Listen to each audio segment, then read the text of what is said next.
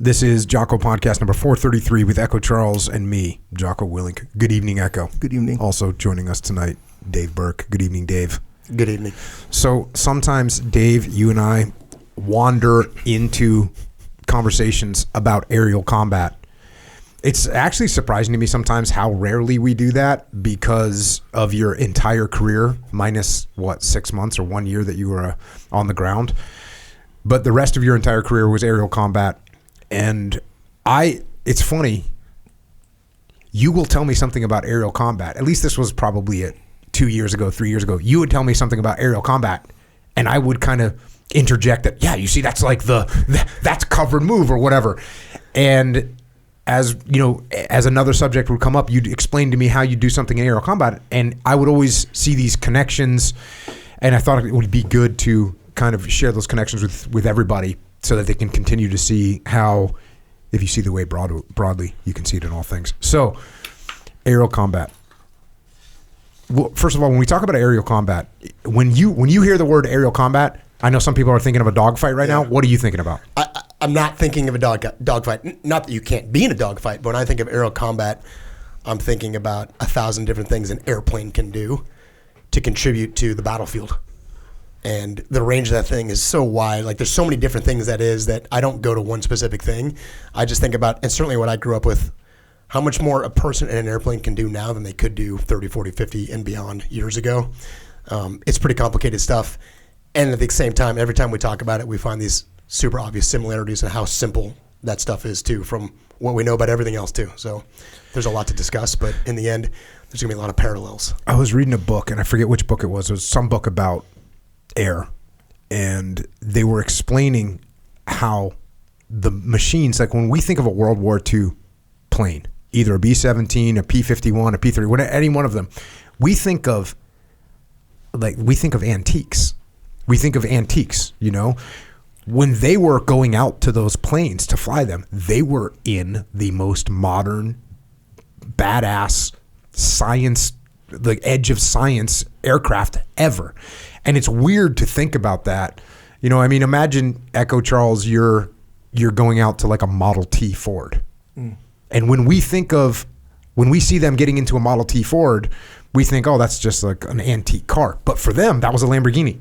That was like the highest end freaking Tesla. That's what they're getting into. So it's weird when you say, oh yeah, 30, 40, 50 years ago, it's totally different and you can do so much more now. But for those guys, did you watch Masters of the Air yet? 100%. Yeah.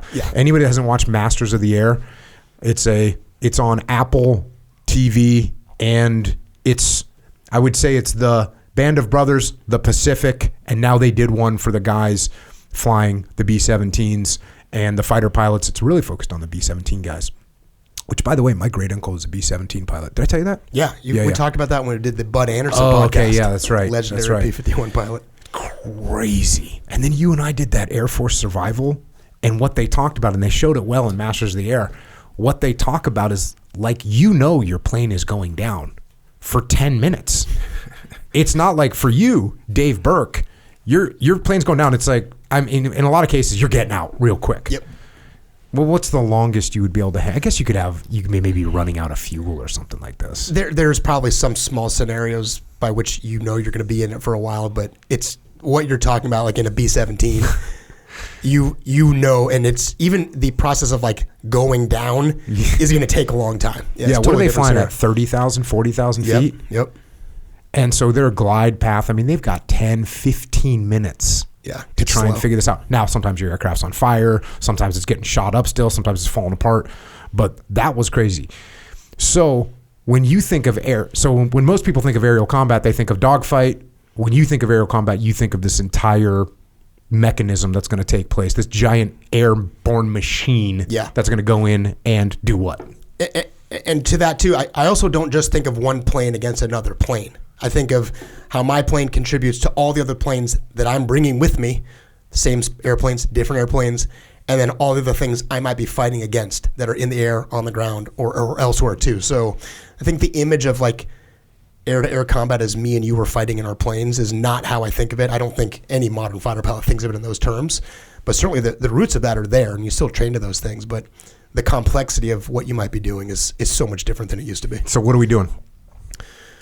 Well, we're doing a lot of different things. In fact, if you think about what it is you're doing, the start of any of this, of anything you're going to do in an airplane, is you have to figure out what it is you're trying to accomplish. You got to identify what the goal is. Sometimes in simplest terms, when we talk about planning a mission in an airplane, we have a saying, and I know there's similarities. We have a saying that you start with the target and work backwards, meaning you start with what you're trying to accomplish in the end. The target might not be a bomb on a target, but it's the outcome. What are you trying to accomplish? Sometimes airplanes are there just to make sure that nobody else can operate there. And you've probably heard some very similar, some terms similar to the phrase like air supremacy or air dominance or air superiority, or just we're going to fly around here just to make sure nobody else shows up to disrupt what's going on the ground. The range of missions, I mean, I could probably think of 10 off the top of my head of different things you might be doing. Sometimes you're just gathering information. Sometimes you are literally dropping bombs. Sometimes you're shooting down other airplanes. Sometimes you're getting information to pass to other people. And so you have to figure out really what it is that you're trying to do. And then, of course, now in modern fighters, too, like the ones that I flew, you might be doing 3 or 4 things at once on any given mission. In the end, 9 times out of 10, you're there to facilitate someone else's outcome, not just your outcome. More often than not, the way we are typically raised, and this is really reinforced at places like Top Gun, we are the supporting asset. Mm-hmm. We are there to support somebody else. Most of the time, someone on the ground. But in the end, the mindset for a fighter pilot, certainly a modern fighter pilot, is I'm there to help someone else accomplish their mission. Mm-hmm. What about when you're looking at like a near peer, like China? Yeah, there's some cool missions where, right? Yeah, there's some cool missions out there when we're talking about probably the classic mission that if you were to say, hey, you can only do one thing, what are you going to go do? We would do something called OCA, offensive counter air. I'm going to take my jets. I'm going to go fly around in a very offensive posture, looking for other airplanes to kill them. Because what we're trying to establish is that dominance. It has to be done so at some point when the ground maneuver starts, people on the ground start moving, I have to ensure that they are safe from air attack. And sometimes that starts with just dropping enemy fighters, offensive counter air. Sadly, that is a very uncommon mission. Mm-hmm. Most of the time, when we are flying, most enemies choose not to participate in that environment. Now, you said it, a near peer. Well, we know it has happened, and it can happen, and it will at some point in the future again. Mm-hmm. That's kind of like the dream mission. It's pretty low probability, at least right now. So you're looking for what your end state is going to be. That's sort of the first thing that you're looking for, which is, yeah, like you said, in the SEAL teams, in business, we look at what's the end state we're trying to achieve. And listen, can that end state change over time? Yeah. And if you have a closed mind, that can cost you. You know, that's an important part about the indirect approach, is it gives you an opportunity to say, yeah, you know, this idea that I had wasn't as good as I thought it was going to be, and we need to make some adjustments. So, but you do have to start with some kind of an end in mind. Once you've done that, now what are you putting together, the package? Yeah, right before in between those two things. So we talked about identifying what the outcome is, the goal, the mission, the target. What are you trying to? Why are you there? And as you think about what the package is, one of the things you really want to take in consideration is what is the threat? What is the potential risk of doing this? And I think the reason why you want to think about the threat, if not first, at least simultaneously, is when you decide what you're going to bring, a lot of it is in response to what might be out there. If there was you are operating with total impunity, you could bring whatever you wanted. That is about as unrealistic as I'm going to start a business and I'm going to have no friction in doing it. You're going to have some problems, whether it's your competitors, the marketplace, whatever it might be. You got to think about what that threat is and what their capability is. And I think if you put a generic assessment, you don't want to get too specific, but they're a high threat, a medium threat, a low threat. That'll indicate what it is you want to bring. A really high threat, risky mission, you're going to bring different assets than a relatively low threat mission that has some capability, but maybe not ones that you're super concerned about. That's going to dictate what you bring. And then once you get a sense of what the threat can do, then you put together your package. What are you going to bring to the fight? And then this starts off. So you roll in. How's it get executed? The first thing you got to do is take out the ground defenses, right? Yeah, and in some ways we're speaking pretty generically. There's a whole science behind this. I mean, people in the military go to school for how to do this stuff. So what school? Like the War College? Yes. To plan the air side of an operation? Totally. And there's so much nuance in that. So every scenario, every mission is different, but generically speaking, the way you described it, that's right. You want to think about the outcome you're trying to achieve. And even that, we didn't even talk to it, but you could even think it in those terms. Like, even those missions vary. So if you think about World War II, Like, that's a total destruction mission. You're talking about the B-17s, the P-51s. We're flying over Germany to annihilate them. Think about Desert Storm was like, we want to take this threat and move them out of a particular area. And it was like, okay, move the Iraqis out of Kuwait. And if we've done that, that was so a little bit more limited objective. So even that outcome varies a little bit in terms of what we're trying to accomplish. The total annihilation scenario doesn't happen that often. And you think about it, that's like World War II Pacific European theaters. Sometimes we're actually not doing that. Was the guys that were teaching you when you were going through the RAG and stuff with all those guys like Mile of Death guys from Kuwait? Yeah. How many of those guys were there? So when I started flying Hornets in 97, oh yeah, it was prime Desert Storm guys. They had just done it like 6 years earlier. Yeah. So they weren't like old crusty guys. They were like senior captains and junior majors, which means like they were experienced guys, but they weren't like these super old dudes, like Vietnam level guys. They were fairly young guys that had awesome stories and had awesome experiences there. But even like that example was, even inside that conflict, that was not a World War II scenario. What we were trying to do. Yeah. And so even inside that, like what your objectives are, and sometimes the objectives is just, we did this for years, is like, we're just going to provide a presence. We used to call those like the no-fly zone. We did that in Iraq for like a decade, which was just, we're just going to fly up in the north and south just to tell everybody, so you don't forget we're still here. We're not really doing that much. So the range of even what you're trying to accomplish varies from overall mission to overall mission. But eventually you're going to get to some point where you're going to execute on some kind of kinetic mission where you're going to do something. You dropped the bomb up there. Yeah. For what was the situation? Operation Southern Watch. Yeah. Dude, it's the start of my combat career. What year was that? 2000. Spring of 2000. Yep. So we're talking 9 years after Desert Storm, and not quite 3 years before OIF. Mm-hmm. And so 2000. Do you remember what month it was? I think May. I think I was there. Yeah, you might have been. I think I was there. I think we talked about this. Like we looked. Yeah, we definitely have talked about it. I kind of forgot what the outcome was. And this was a situation where we had been doing presence patrols, relatively non-kinetic, meaning we weren't doing a lot of dropping at all. And we even had criteria for dropping. Like, we could only drop for certain criteria, and typically the criteria was below a certain, and I don't remember what the longitude line was, but some place that they weren't, we said, you can't go south of this line, whatever the line was. I don't remember what it was. You could Google it. And if you go south of this line, that's going to trigger what we call a response. And they brought a surface-to-air missile south of that line, and their hope was like they could do it in the middle of the night and get a lucky shot against an American fighter and shoot him down. That was their plan. It was literally an SA-3 missile. I knew exactly what it was. We found it, and we went on a launch, and I blew it up. It was awesome. It was like a super cool mission. I mean, looking back, obviously, like at the time, it was probably super exciting. It's probably not the most dynamic How many ever. people on that deployment from your ship dropped a bomb? Not that many. I was one of the first. Interestingly, for whatever reason, on that deployment, once that happened, mine was kind of the start of maybe a good solid month of the Iraqis just... What carrier were you on? I was on the John C. Stennis. Do you know who you relieved in there? Because I was on the JFK. Okay. So the JFK, I think, is the carrier before us. You had a squadron, a Marine squadron called the 251, I'll think of it. I don't remember. Yeah, there's a Marine Hornet squadron there. I think the JFK was the ship that we relieved. Yeah, so because we were there for the Millennium and then we left. So we left in the spring. Yeah, so you must have relieved us. Yeah. We got there in like March, April. This thing's going off like April, May, June. And we leave in June and come home in July. Check. So you drop this bomb, come back. But the guys that had taught you were Mile of Death guys. Yep. And now you're the big combat experience guy. Yeah, right. I've got a whole bomb under my belt. Was that your first deployment? First deployment. First bomb. That's good, right? For 2000, pre 9/11, dude, that was huge. I was almost a celebrity for a little while there. I mean, it was a big deal. Yeah. Because for sure. It just wasn't happening. We took down that often. We like everyone was doing shipboardings over in the Gulf, and we ended up taking down this big Russian oil tanker, and it was on CNN, and it was a big deal at the time. And the same thing, like at the time, I was so stoked that we got to do that. It was awesome. Heck yeah. I was super fired up.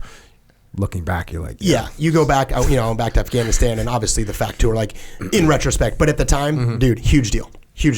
But an example of a conflict with like very limited objectives. We were not going to use, they brought a missile south of that, let's go drop bombs on that. That wasn't happening. So even inside of how we use airplanes, it's all based on the outcome, like the strategic national objectives we have.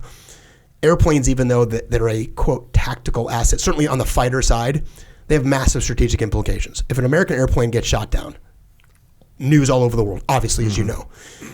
An American fighter drops bombs or shoots something down, massive strategic implications. So even down at the lowest level of a single-seat fighter pilot by himself, he has to know that what he's doing has huge impact across the entire national strategic scope, and you have to know what it is that we're going to get to this at some point, but like that's a huge thing you have to think about.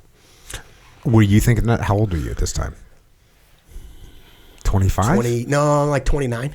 You're 29? Yeah. So you're 29 years old. No, I'm 27. I'm 27. Yeah. And you felt you had a pretty good grasp on that strategic implications? I had a very good grasp. I had a really good squadron that taught things in great detail, like rules of engagement, things that a lot of legal, like things that aren't all that exciting, but are super, super, super important. And so we had a squadron that put a lot of focus and stress on the important things. So I felt very capable and prepared, and I understood what I was doing. Yeah. Okay. I even expected the aftermath that I got, which was like a big I have some cool articles that I printed up, like a big propaganda campaign where like some article came out like I had literally bombed like a baby milk factory or something like that, like, orphans have been murdered, Yeah. And they're like, hey, this is what's going to happen. And like, so we had a really good sense of what we were doing. I think the country and the carrier certainly were well prepared for even the aftermath of those decisions. Now, how do you think about things? Since a lot of this is much more doctrinalized, how do you think about things from an unconventional standpoint when you're thinking about, like, when you talk about unmanned, when you talk about remote, when you talk about using stealth, like, what does that look like from your perspective? So if you're a conventional force commander, if you're in charge of a Army battalion or an Army brigade or a Marine Corps battalion, you would say, here's where I can fit some special operations into this thing, or here's how I can do this in an unconventional way. Yeah. What are the opportunities for that when it comes to aerial combat? Yeah, I think that the unconventional use of airplanes, and airplanes is like UAVs, drones, regular airplanes too. I think the last several years have allowed like a lot of pioneering of things that are very unconventional, partially out of necessity, but also partially out of mitigating the risk of like putting a person in a plane flying in enemy territory to get a relatively limited return on that. Things like UAVs have made I think a dramatic change in how we think about operating. Not to say that we look at a UAV as like a disposable asset, but it's a totally different mindset of if the risk associated with that doesn't involve a human being, an American human being. And so I think it opens up the opportunity for a ton of non-traditional ways of how to operate where 20 years ago we might not even think of it. Did you listen to the RFK podcast? Not yet.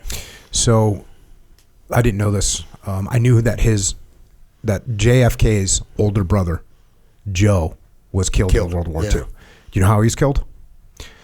He was killed, they were thinking unconventionally, and they made, I want to say it was B-17 bombers that were remote control.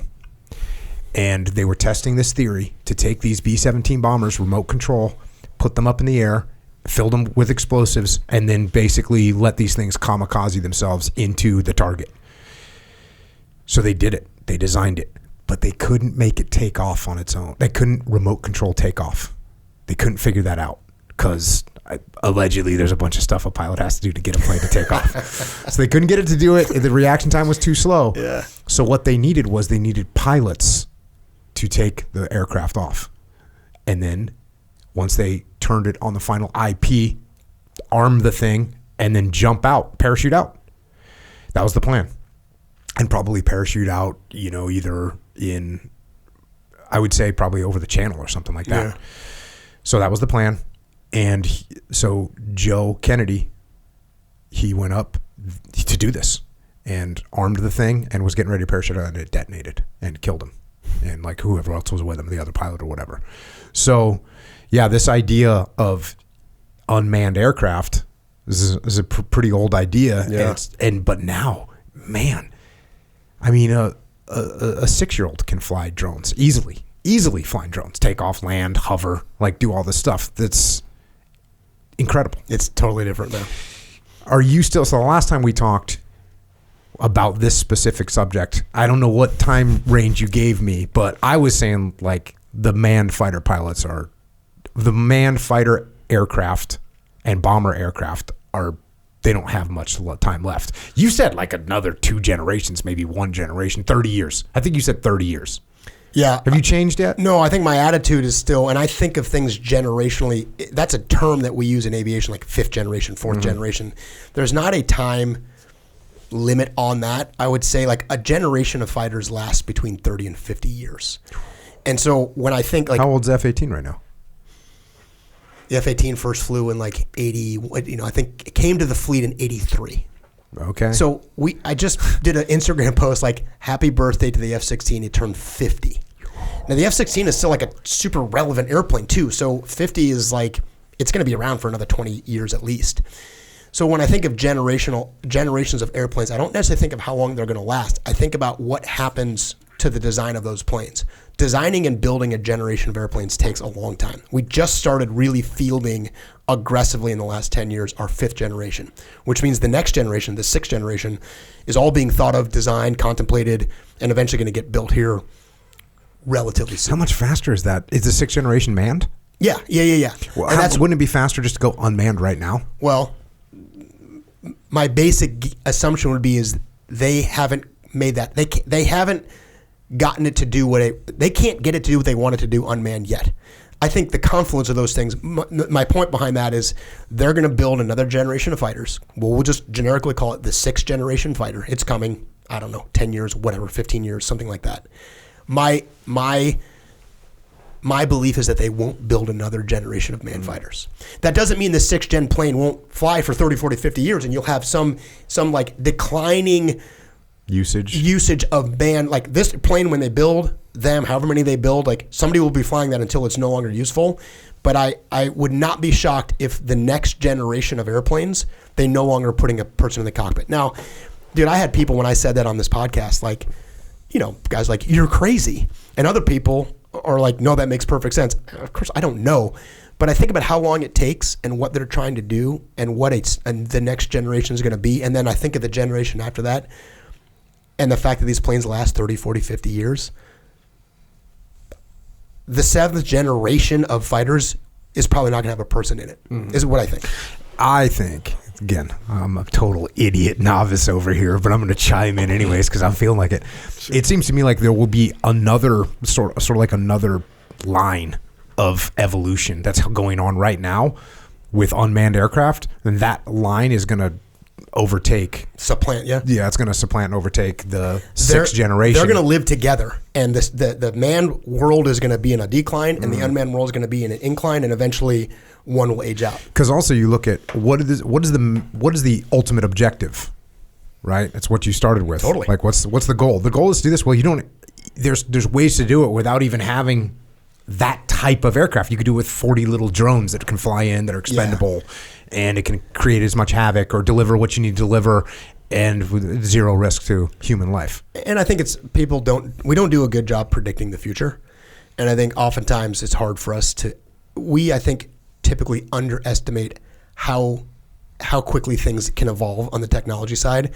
And typically things evolve faster than we imagine. Mm-hmm. And it's not hard for me to imagine a world where the remote AI virtual world just accelerates so much faster than we think. I think 30 years from now, like it's not hard for me to picture like, dude, we're going to be doing things very few people can imagine.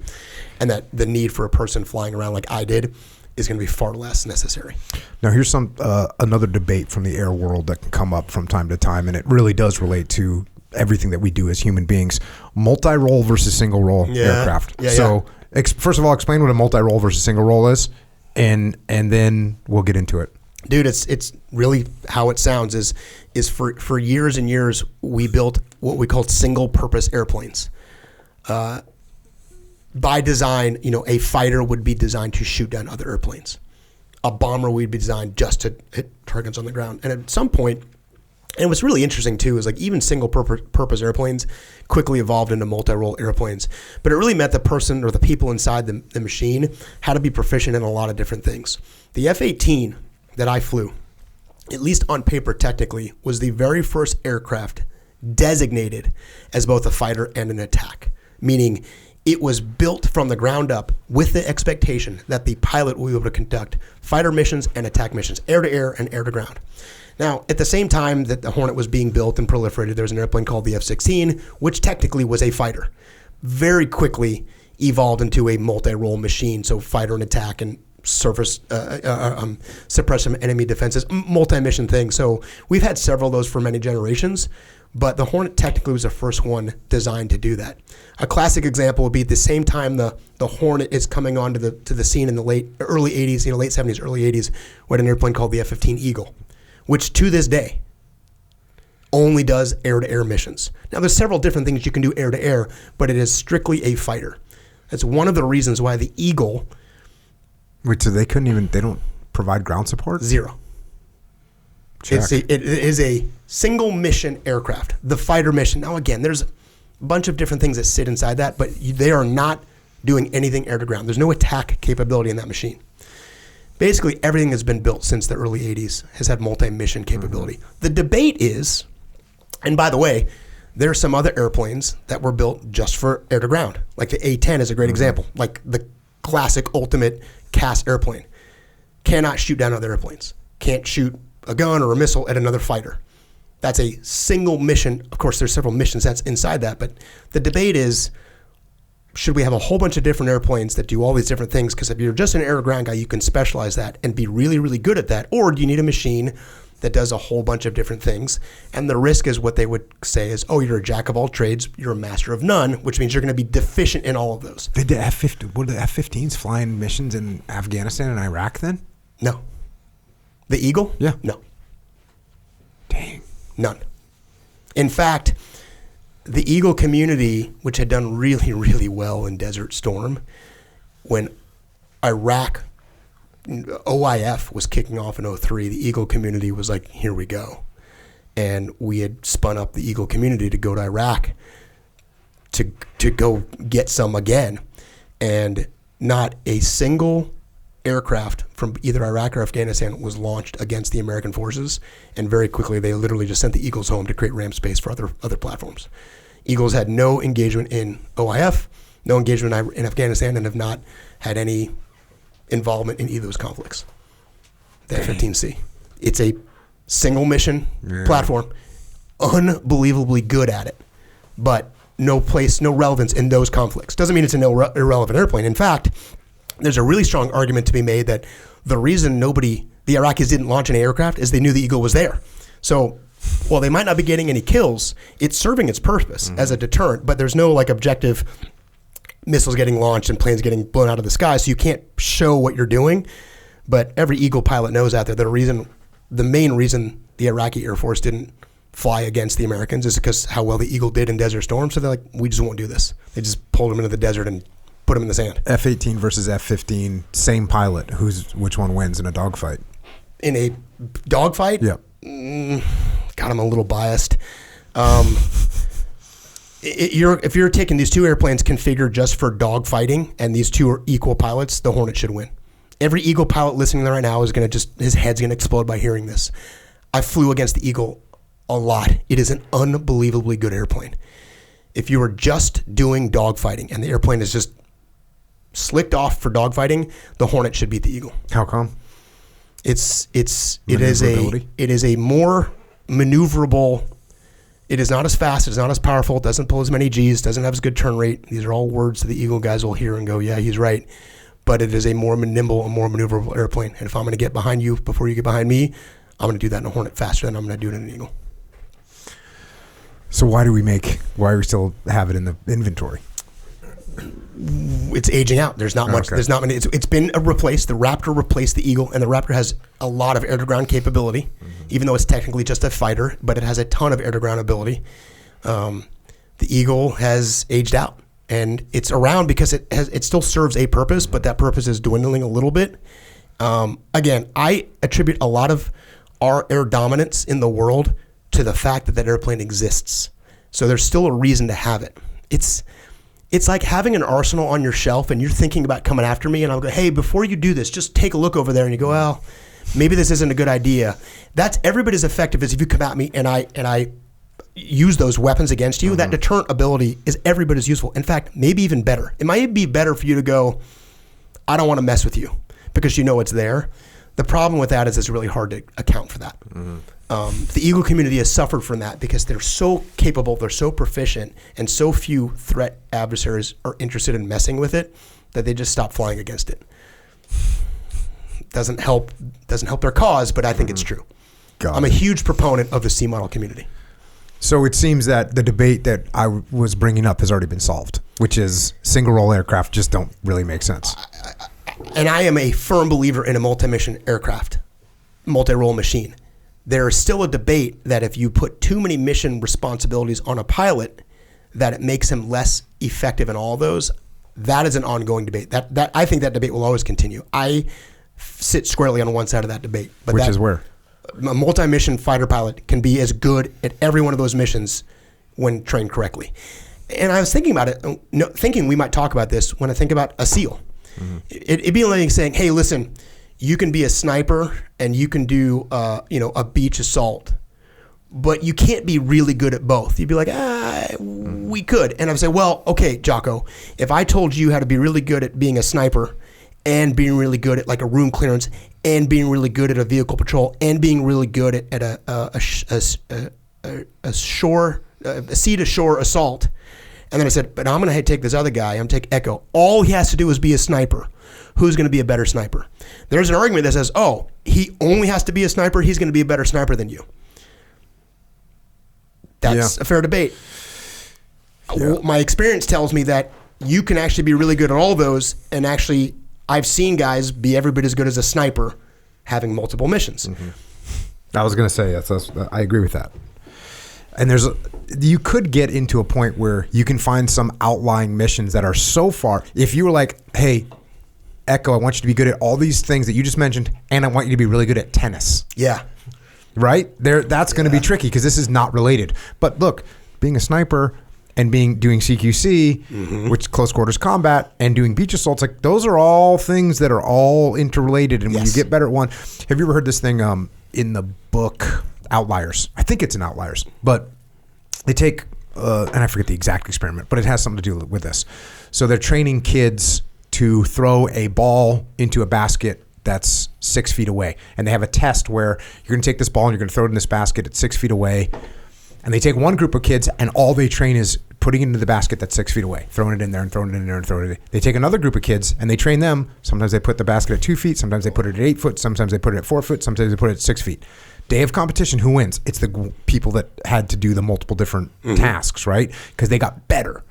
So, and the reason that this experiment exists was to talk about the fact that if you're training, if you're raising a child and you go, I want my kid to be a good baseball player, baseball, there's a decent chance if he does baseball, football, soccer, and tennis, that combination, especially in the formative years, is going to make him a better ultimate baseball player. Now, look, these days at a certain point, you got to be like, all right, my kid's going to really go for it in baseball. He's got to dedicate himself to baseball. Yeah. I would guess 13, 14, maybe 15. Echo, yeah?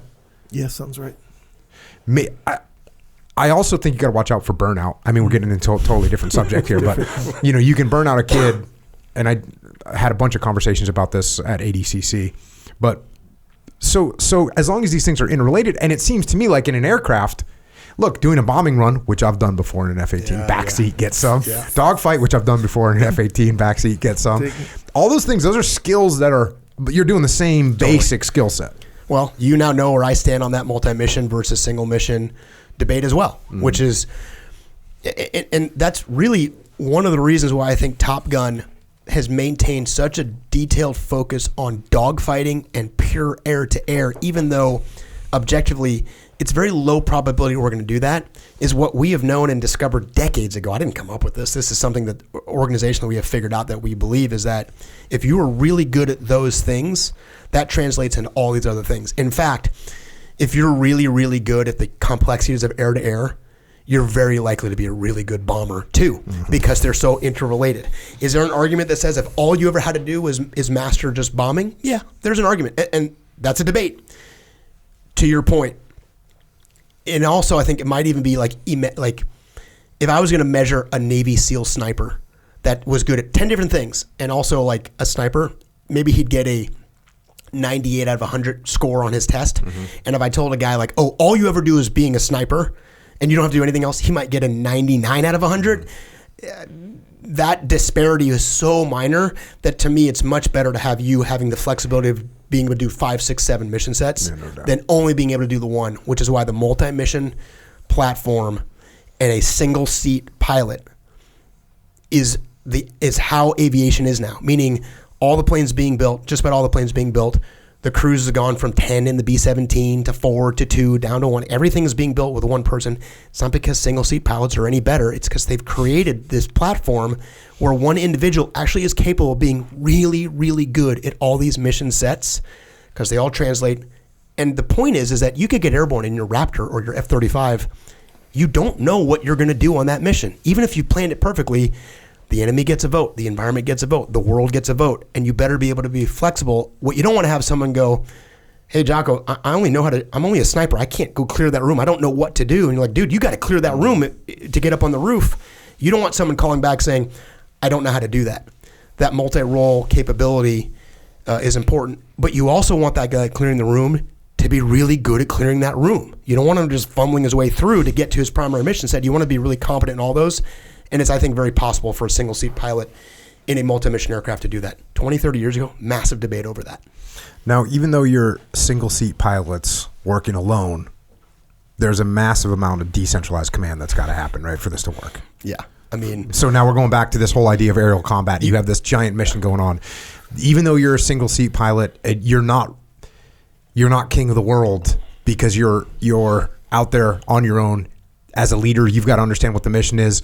You're leading your aircraft. You're leading your part of the mission. So it's a extreme form of decentralized command. Yeah, I mean, you're pretty much reading my mind right now because I'm thinking of the question we talked earlier about, like, how do you win? What does aerial combat look like? And the long answer is decentralized command. Is ultimately you get down to this individual in this machine somewhere out there doing something where he or she's gonna end up making an independent decision by themselves, doing something that's going to have massive implications, and they have to really understand what it is they're doing, why the outcome is going to be, and how does it support their larger objective. And then that's happening hundreds or thousands of times in these combat scenarios all the time. I mean, that's what's happening. Decentralized command is how you win. And that's a very short way. We could talk about this for as long as you want, but that's the shortest answer is that's how you're successful. Person in a plane doing a mission eventually is going to make a decision by themselves that's either going to support or undermine the objective. So so from your perspective, you're dropping one bomb in in the year 2000.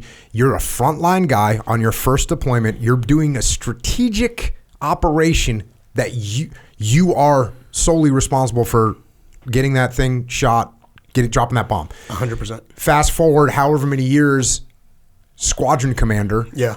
And now you've got to convey all that information. This is like decentralized command, right? It's kind of like me with snipers. Like I've got a sniper guy. He's going to make the decision on whether he pulls the trigger or not. Yep. He's got to understand all the implications that he's got. You go out in Ramadi. If we have a sniper that kills an innocent person, kills a civilian, kills a woman, kills a kid, it's going to be a disaster. Totally. For everyone involved. And they got to know that. They got to understand that. And that's our job as leaders to convey that. Yeah. So when you were a squadron commander, did you remember what it was like as a 27-year-old that's dropping this bomb and say to yourself, that's the reason I asked that question, because you got to think, man, when you're 27 years old, and I've seen pictures of 27-year-old Dave Burke? And video. You can see that guy, Red. You're thinking to yourself, hey, this guy's fired up, man. He's ready to drop some bombs, boy. Especially like, there it is. Here's your chance to do it. And you're going to be one of the few guys on this deployment that gets to drop a bomb, and one of the few guys in the military that has combat experience. Right. And you've got to be able to harness all that. Now you're a squadron commander. Now you got to be able to, and I thought the same thing. Like I got these young guys, they're ready to get after it. If I don't harness that properly, you can have issues. Dude, the similarities, even down to the sniper mission, there's so much overlap there. Because on the all the way extreme on one side is like, you know how bad I wanted to drop a bomb when I got into an airplane? How bad? Like, I would almost, like, I'll do anything to drop a bomb. And then with a recognition of anything goes wrong, well, forget it. Even if it goes even 100% right, I alluded to this, even when we do everything right, there's still going to be some version of that story that potentially has risk of, we did 100% correct, exactly right, and there's still going to be somebody out there saying you did it wrong. And so the implications of that, even if you find the right target at the right time, use the right weapon, cover everything you're supposed to do, there's still risk of some other problem being created, even if it's just a media problem, public relations problem. And now you take, and not to diminish, I mean, dude, I was really lucky because I don't know how many hours I spent sitting next to Chris Kyle, but it was a lot. Because when I was with you, he and I had very similar, I don't know if mission is the right word, but we were thinking a lot of the same things. I was up there with you guys talking to airplanes about how can we protect all the people moving around. That was a way to do it. Chris Kyle was doing the exact same thing. I don't know how many times Chris went to me and go, hey, dude, come over here and look through the scope of my rifle and tell me what you see. I mean, I have vivid memories of that. And that was his way of telling me, this is him really thinking about what he sees and how it's going to affect the larger mission. That takes a lot of maturity, because in the back of my mind is, I want to shoot my gun, I want to drop a bomb. And I've always remarked at that, and that experience with me, with him, with your SEALs, is so similar to the experience I had as a young fighter pilot by myself with an airplane where I could press the pickle button, the bomb was going to come off, and I mean, that's what I wanted to do. Fast forward to being a squadron commander, I've got all sorts of different experiences reminding me not just how important decentralized command is, but how often you have to emphasize it to the young frontline, we'll call them a shooter, whether they're shooting a sniper rifle, dropping a bomb off an airplane, or any of those frontline Marines or soldiers, like, you know what those frontline guys are like. They always have to be thinking in the back of their mind, how is what I'm about to do going to affect the bigger mission? And if they don't understand that, they're going to do something wrong. They're going to make a mistake. They're going to make a bad decision that in the end does more harm than good. The maturity it takes to do that, and then the leadership it takes to do that, is not just so difficult. It's what sets us apart as a country, and why our military is so good, is that we believe in that and we train and teach to that. And then we ultimately cut our people loose to go execute with that. And that's how we win. That's literally the whole point. That's how we were successful. Man, that is hard to do. I mean, that's same thing with business. Like, this is a hard thing to do, but that is what we do, and that's how we have to do it. So yeah, as a squadron commander, all day, every day, that's all I'm thinking about is how do I let my young frontline folks do their job, knowing how what they're going to do is going to affect the biggest, the most expensive, most scrutinized program in the history of aviation, maybe even the military, that I'm the first operational CEO, getting the Department of Defense breathing down my neck, knowing I got a corporal that's going to determine the fate of my squadron. Yeah, that's what we're doing. And that was, you bring up Ramadi there. It's like that was one of the differences in that battlefield was we were so embedded. Like, everyone was so, like, I mean, you're literally sitting up there next to Chris, next to Leif, next to the rest of the snipers, the machine gunners. That's you. We got an Army guy up there. We got Army scouts in the thing next door. We got Iraqi soldiers with us. We got an interpreter. Oh, by the way, CNN's down in the totally. In the bottom of the cop right there. They can actually see everything that's happening. Yeah. It's just total visibility for everyone that's out there. And it was so obvious that if when a shot gets taken, if it's a bad shot, it's going to be a disaster, and it's going to be known about. It's going to be on Al Jazeera everywhere. So yeah, having that decentralized command, making sure that people understand not just what to do, but why they're doing it. Yeah. Why they're doing it. Why is this important? What are the ramifications? What are the strategic ramifications of what you're doing? Because if you make a mistake right now, it's not just this. This little mistake happened by you on the front line. You dropped this bomb and you shouldn't have. You hit the milk factory or whatever it is you said. Yep. Or you shot this a mom. Or you shot this, school teacher. I mean, in Ramadi, there's 400,000 people in Ramadi. Yeah. 400. There's probably, 4,000 or 5,000 enemy fighters was the estimate. So when you're looking down the street, you're seeing regular civilians, but also you see that the enemy really stands out. 100%. They really stand out. And to that point too, like, part of that is with decentralized command is me realizing if I do something wrong, it's not just going to be me that gets scrutinized.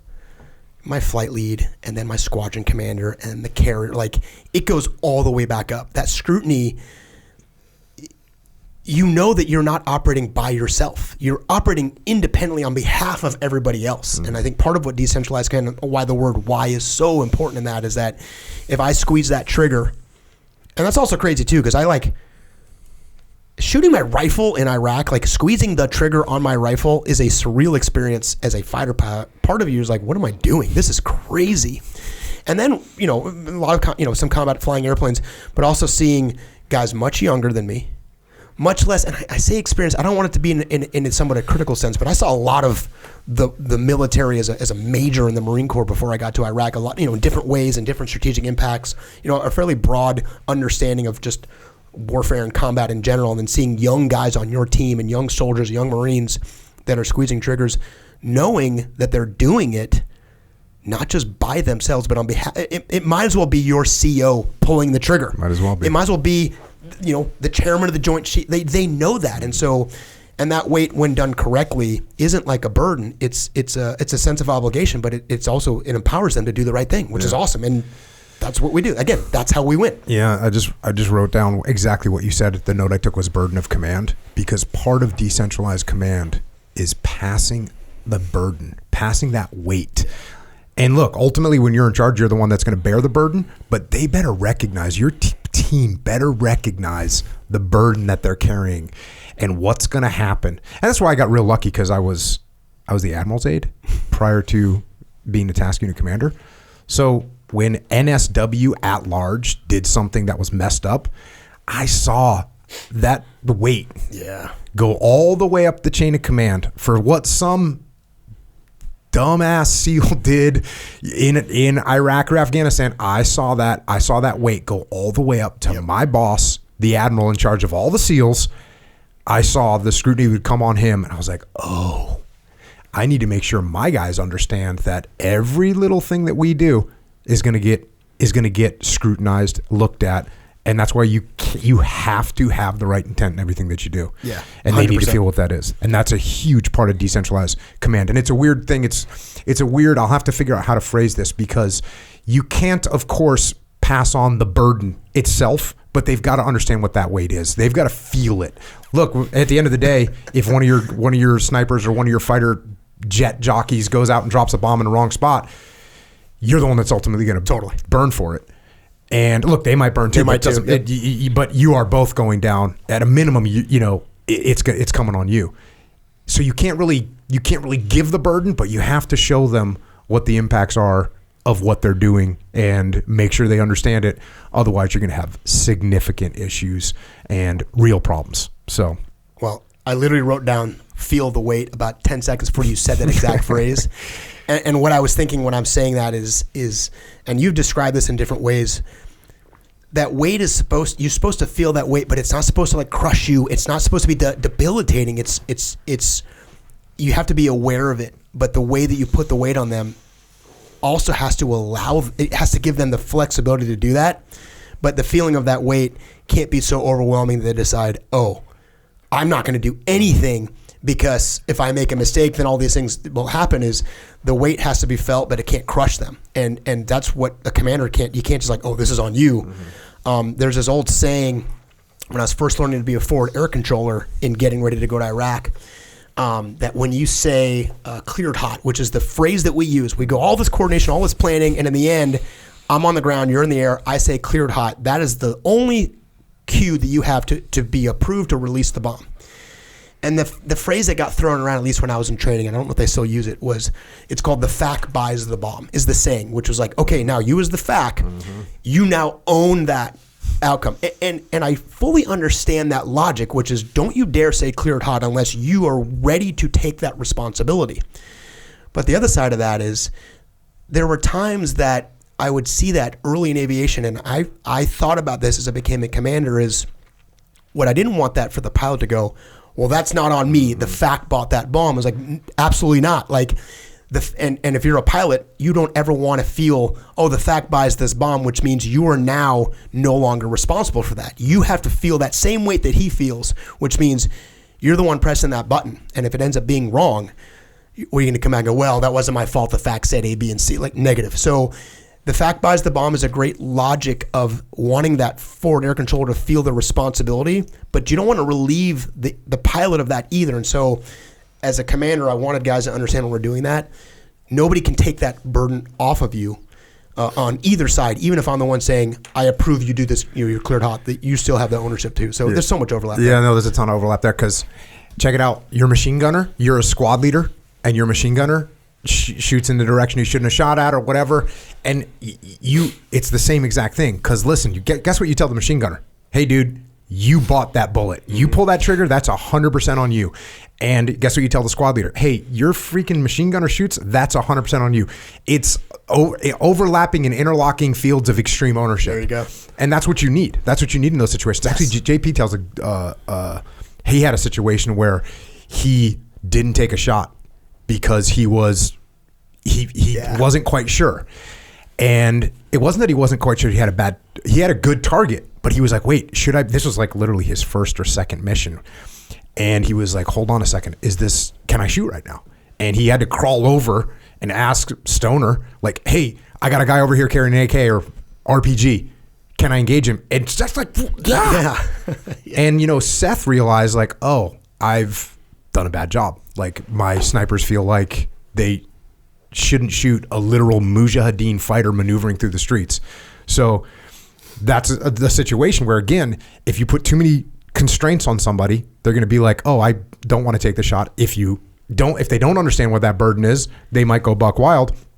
And by the way, there's 100% ownership by the guy that pulls the trigger or drops the bomb. And there's also 100% ownership. Because I'll tell you, one of my snipers takes a bad shot. Like, oh, I'm not just mad at that. I mean, I'm not just going to hold that guy accountable. I'm going to be talking to the platoon commander. And by the way, guess who it ultimately falls on? Yeah, you guessed it. It's me, because I didn't convey that information. I didn't convey that burden properly. Totally. So these are things from a decentralized command perspective we have to think about.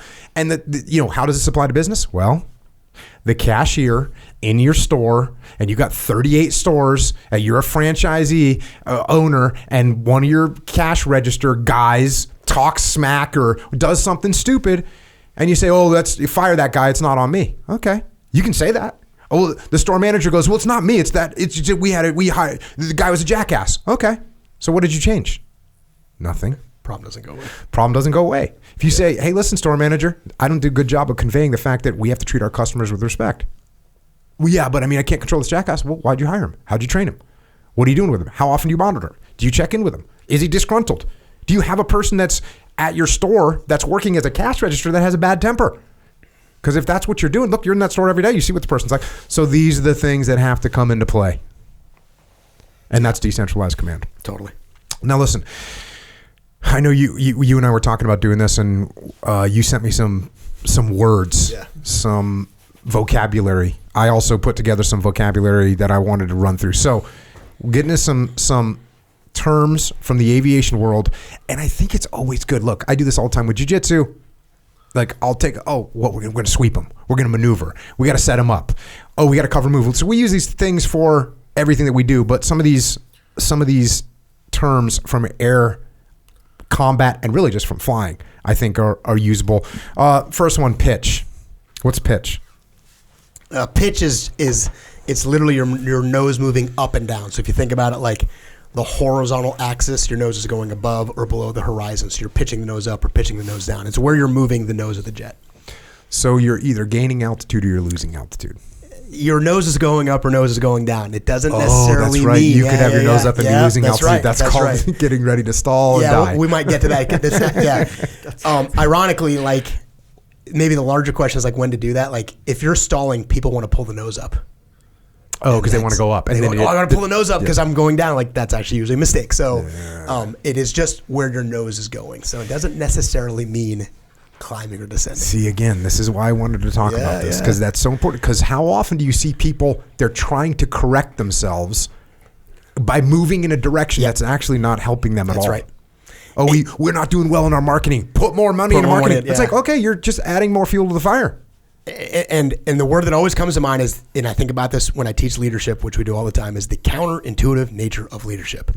If you want to go higher, you don't always pull back on the stick. And that can be so difficult because if you're going to stall, actually what you're supposed to do is push the nose forward means you got to go down even more. Like, wait a second, this doesn't sound right, but that's how it is sometimes. Yeah. And that perfect example is, we're not getting enough return on marketing. Put more money in. That might be a mistake. Or from a human aspect, like, Echo's not doing a good job right now. I need to take away more responsibilities from him.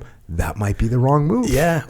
I might actually want to give him more responsibilities. Let him step up. I remember, like, I hate to say even rolling with you, but I remember, like, the first time you and I were rolling. Oh, jiu-jitsu. Yeah, and you made a joke. You said something like, which you were just mocking me, but you said, like, push harder. Which was like, if I push harder, I might be able to move you. Which you obviously, and I knew when you said it, I was like, you're such a jerk. But your point to that was, and this is a standard thing, like, if I want you to move backwards, I should push on you. And if you don't go backwards, I should just push harder, right? Like, that's how our brains work. But you know as well as I do, that is not always the right answer. Mm-hmm. So inside that, it's counterintuitive, like, I shouldn't keep pushing harder, won't solve this problem. Pulling back in the stick doesn't make you climb all the time. Mm-hmm. So there's a ton of parallels. All right, roll. What's roll then? Roll is just a different axis. So it's the wings instead of the nose going up and down, it's the wings going up and down. It's how you turn left and right. So rolling, which is the long axis of the plane, wing goes up, airplane turns, wing goes down, airplane turns. Is there anything that can be counterintuitive about that? Well, it's not quite as counterintuitive as the pitch, because the pitch, people in airplanes learn, like, pulling back in the stick is not always the smart thing to do. Rolling, when you roll, the drawback to rolling is that whichever wing goes in whatever direction, one wing is going to get more lift and one wing is going to get less lift. So if you roll and you roll too much, you will start to fall out of the sky. So there is a drawback to rolling, which is the wing is most efficient when it's flat. You move it off the level and you move it up or down, which you need to move, you can descend. Do you lose altitude then on every roll? In theory, unless you put your nose up. That's exactly right. Yeah, so you got to coordinate that. You can't just roll by itself or you're going to fall out of the sky to some degree. Bro, Captain Charlie Plum and I, Echo and I went up to do a podcast with him up in San Ynez, and then he and I flew back and we did it with Jim Kunkel and Charlie Plum. And so then it's me and Charlie Plum in, I forget what the aircraft was, open cockpit cloth aircraft. And I got, me, right? I get in there and I'm kind of like thinking, hey, if something happens, I'll just take over. It's no big deal. I got controls back here. I'll land this thing. We took off in like a massive crosswind and the plane was sideways. And I'm like, if something happens, I'm going to die. Like, I won't be able to fly this thing. Getting in that thing, I thought, I'll be able to fly this. I flew an F-18, Echo Charles. I flew an F-18, bro. Okay. I was like, I can do this. I got in that thing, what is it? Mechanical steering and like everything is totally. There's no computers. I had to freaking like leather helmet on with goggles. Like that's the kind of scenario I was in. And I thought to myself, when I was walking out there, I was like, something goes wrong, dude, I got this. Something happens to Captain Plum, I got this. No factor, I'll land this thing. By the time we took off, I said to myself, if something happens to him, I'm dead, dude. This ain't happening. That was the most sketch takeoff I ever seen. It was crazy, video, right? Real life, the whole deal. Did you get video guys of were that? like, no. Oh, you probably did. I think I might have, yeah. But, bro, you guys were like they were taking off sideways. Yeah, it was nuts. Echo, if you remember, this is one of my, what I call like classic Jocko, is he comes back, he goes, oh, dude, we just flew up and did this awesome podcast with this legendary fighter pilot, and he took me on a flight. I should have seen if you wanted to go. And I'm like, dude, that would have been super cool if you had asked me before the podcast. Yeah. And he's like, I definitely should have called you on that one. So, classic Jocko. You would have enjoyed that, I think. I think so. Yeah, you would have enjoyed the tour of his condo up there with all of his, and then going into Jim Kunkel's AO, where he's just like got all kinds of. Dude, I'm glad you had a good time, man. I mean, it's no big deal. He's a P-38 pilot, got shot down over France. No, good for you. Walked out. That's no cool. factor. All right, so roll. That's going to turn us left or right. How about so this is, I kind of knew what pitch was. I kind of knew what roll was. Yaw. Yeah. Speaking of yaw, speaking of taking off in a high wind, right? This is a yaw scenario. Yeah, so all these things are connected. Pitch, roll, and yaw are like, none of it happens by itself. It's just the three different axes you can move, and this is the third axis where the jet, essentially you can slide the nose back and forth or like rotates around itself, where, up, down, left, right, and then back and forth is yaw. Again, all these things happen together. If you pull the nose up, you're going to lose lift. Like all these things are all connected, especially when you're turning. But the yaw is like keeping the nose pointed straight. And then you have a thing called a rudder, which sits in the back where you use your feet to keep the nose pointed either straight or into the wind. Mm-hmm. Okay, then what's adverse yaw then? So this is the term that we use is if you put in too much yaw, meaning you move the nose too much, eventually that will disrupt how the plane is flying, and its response will be to counter your maneuver. Meaning if I push left on the rudder to move my nose to the left, the jet might at some point, based on like the wings and things, go, oh, I can't do this anymore. The lift doesn't work correctly, and it will whip your nose back around. And what you typically hear it called is an adverse yaw departure, which means it stops flying. So in all three of these control directions, all of them, if done incorrectly, the reaction will be the plane departs, does not fly, which means you have the risk if it's low to the ground. And you were just talking about this, where this stuff is always the most difficult is taking off and landing. Like that's the hardest part, especially landing. Like if you have an adverse yaw departure on landing, you're probably going to crash and die. So you have to be really, really cautious about how you do this. I like the euphemisms, right? Departure. That's such a great euphemism. Yeah. Like this is it should be a yaw. Ah! That's what it should be, because now you're going to die. Yeah. But instead we just call it a departure. Yeah. Or even like adverse. It was like, instead of like deadly or cat, it's like adverse. Is undesirable. Have you ever had an adverse Totally. yaw? I've had yes, of course. Every one of these things. Every one of these things. Every pilot that's ever been trained, you will actually go up at altitude, maneuver till it happens so you can feel it. Yeah. Like, hey, we're going to go do adverse yaw departures today, which means you're going to step on the rudder until the plane departs, and it's going to whip around, and you'll feel the rumbling, you'll feel the air, you'll hear the sounds, and then you'll feel the movement and go, oh yeah. You'll do it enough and you'll be able to preempt it and go, oh, I know it's coming, I got to stop doing this. So all those things have an adverse response, and adverse yaw is typically the most deadly, because the reaction of a departure and yaw is like usually pretty violent and bad. And if you're low to the ground, you can't recover from it. And it's because it's you're forcing it, and you keep so that the instinct would be, oh, I want the nose to go more left, I need to push it harder. Yes. And then it just goes, I can't do this. That's exactly right. That's exactly right. So essentially, you as a pilot, what you're doing this whole time is you're balancing these things constantly. And you've got to be careful that you don't go too far in one extreme, which is or the one too far. segue of like all these things are about. And I think we talked about like trimming the airplane, which means you've got this little, it's like electronic little buttons or whatever, but like there used to be little levers and knobs and things you'd spin, which is throughout flight constantly.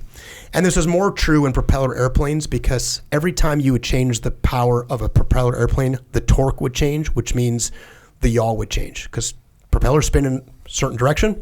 And if you change the pitch of that, or change the power of that propeller, it has a different amount of yaw input, which means you're constantly trimming. The point behind that is that what a good pilot is constantly doing is seeking balance in all three of these control surfaces the entire time, to the point it actually becomes subconscious.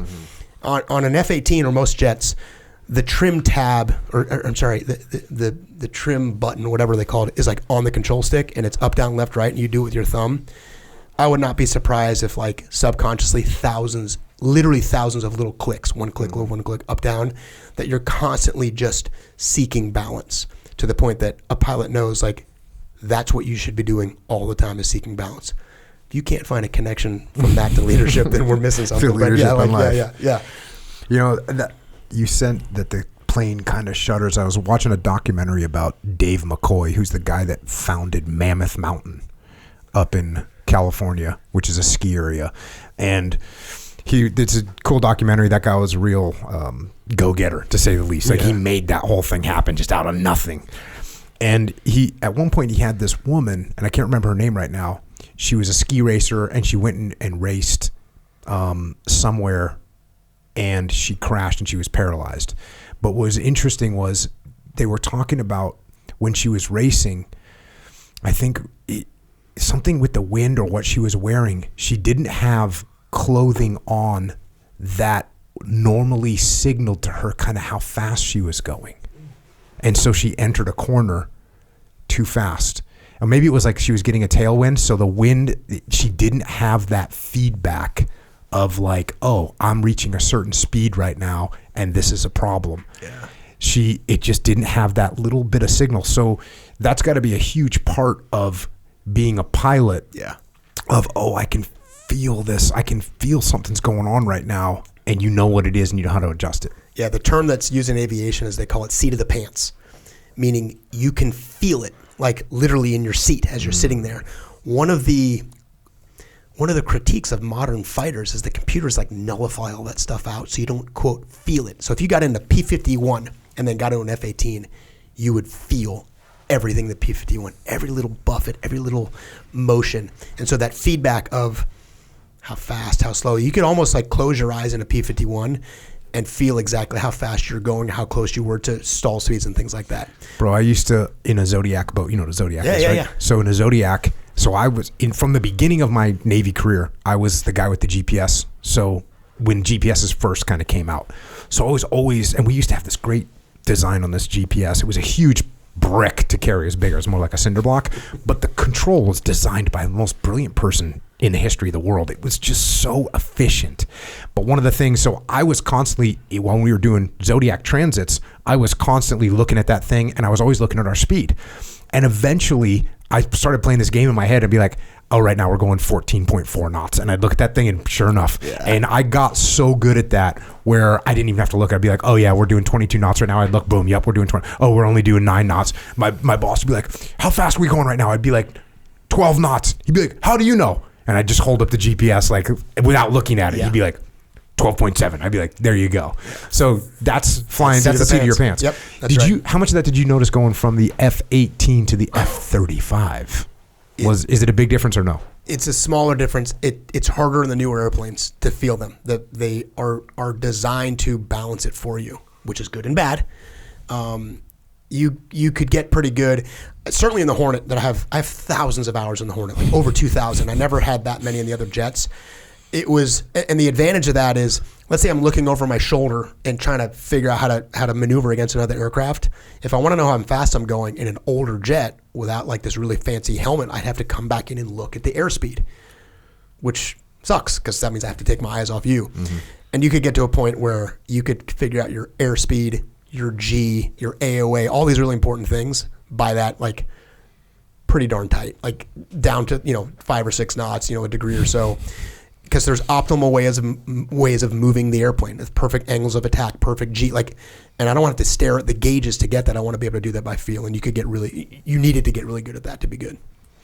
Usable load. What's usable load? It's what you can carry, and it's a huge measurement of an airplane now too, because you don't know what you're going to do, you don't know what you're going to be bringing, and so oftentimes we have these loads of a range of weapons. You'll have a couple of pure air-to-ground weapons. You'll have a weapon that might be functional both in the air and all the ground. And you have weapons that are only good for the air. And so other things, fuel, all these different weights of things that go into that, even where they sit on the aircraft.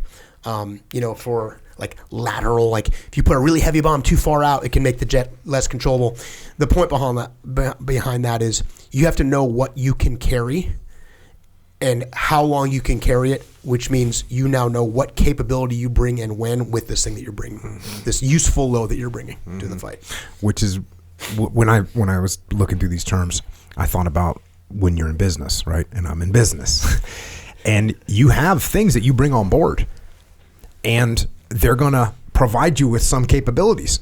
They're also going to cost you something. Totally. And there's times where I've worked with companies where you're like, hey, you've got these assets on board. What are you getting from them, and what are they costing you? And if you don't think about that usable load, you might end up in a bad situation. You 100%. Run out of fuel. You run out of capital.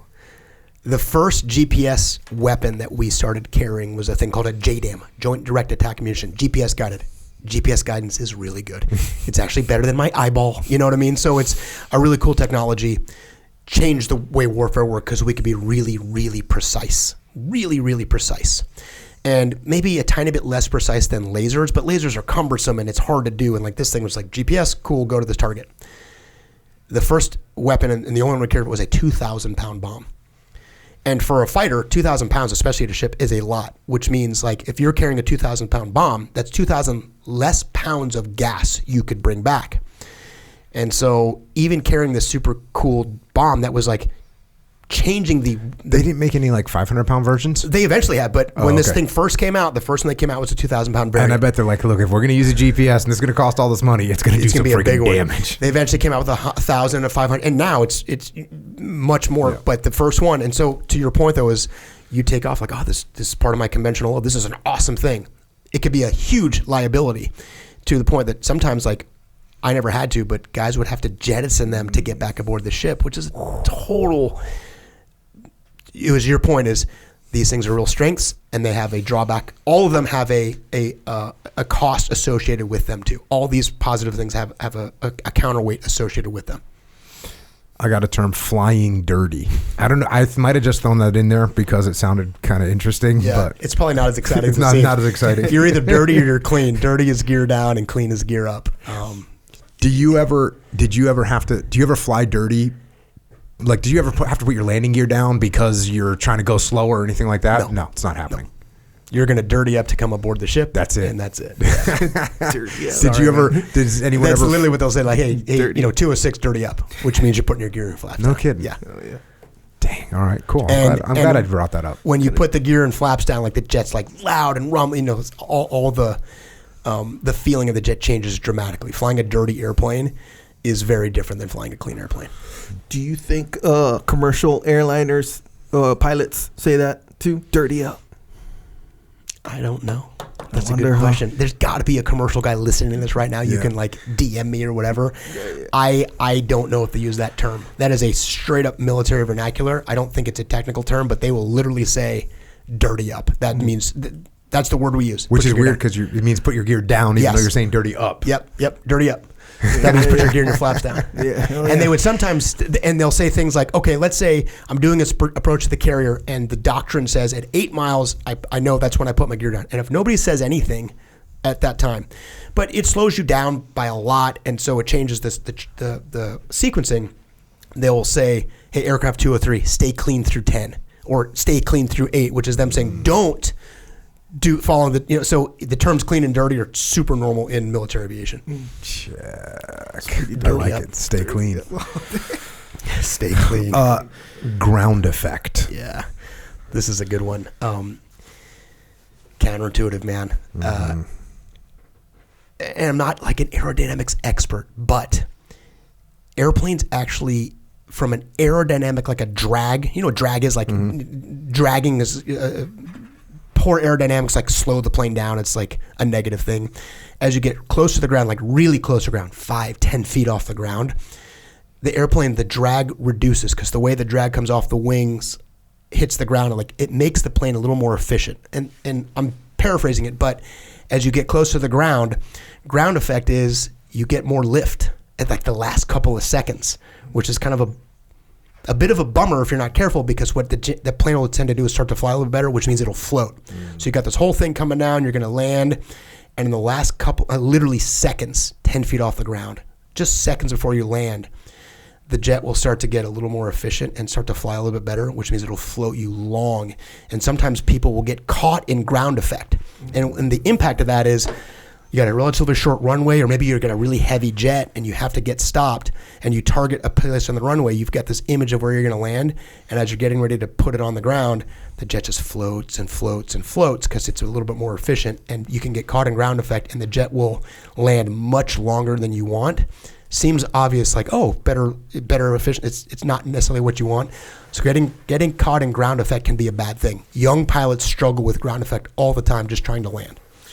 Do you feel that? Like, Dude. I've definitely felt it. Right? Like, when I've definitely felt right? it in an aircraft where Yeah. I did a landing the other day in Vegas. It was howling. Like, the wind was howling. And I don't mean I landed the plane, but I was in a plane and there was freaking howling wind and it was crazy. It was shaking. Like, I was thinking to myself, okay. Yeah. And sure enough, like, as you said, literally 10 feet off the ground, the thing just went and just, and all of a sudden I said, oh yeah. And I've definitely felt that. You can feel it like floating. That lasts like a few seconds.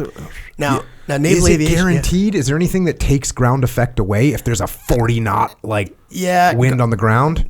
Or is it not? It's mostly associated with, like, as the vortices, I'm getting super technical, but as the vortices come off the wings, they hit the ground. So it's literally proximity to the ground, and they reduce the drag. what I was going to say, which is how you mitigate that, is the Navy and the Marine Corps have a really cool way of mitigating ground effect, which is we land and like smash into the ground at like literally 800 feet per minute on the carrier. So if you ever seen like a carrier landing, you are coming down on what we call like a 3 degrees glide slope. And we don't, like in an airliner, you guys, people probably feel this, like right before it lands, like the nose kind of pitches up and it tries to get, they want to make it super smooth. They want to like, almost like you don't feel it. And if you've ever been in an airliner where you've hit really hard, it startles the passengers, it's like boom, and like, and I'm always thinking, you know, that's a carrier pilot up front. I'm always laughing like, so most of the time in most airplanes, certainly in civilian flying, all civilian flying, you want to make that really, really smooth because you want the people in the back to have like a very comfortable experience. We don't do that in carrier aviation. So in a normal carrier landing, there is no ground effect. You just come smashing into the ground, into the cables, or on the runway. When I first started flying the F-16, which is an awesome airplane, landing an F-16 could not be any more different than landing an F-18. It has the tiniest little thin little gear that you have to be very, very delicate with. I'd struggle with ground effect all the time in the F-16 because it would not do what I was expecting it to do and be floating, and it would wobble and it'd be super uncomfortable. And it's what you described is you could feel it like, oh crap, and then you can't predict when it's going to land. And then what the risk is, when you're in ground effect, what you should do is nothing, as long as you can tolerate it. But that's not what most people do. They feel it float and they push the stick forward, and then they realize, I pushed too much, and they pull back and they get what's called PIO, pilot induced oscillation, and they'll bounce up and down on the runway, which can be really bad. That's why I said most junior pilots struggle with that. Ground effect can be a real hassle when you're trying to land smoothly. It's not a problem for carrier pilots. Because you're just going to slam You're just going to slam into the ground, no factor. And the gear is built for that, like 1,000 feet per minute, no big deal. If you did 1,000 feet per minute in an F-16, you'd rip the gear off. Yeah. Literally. You can't do it.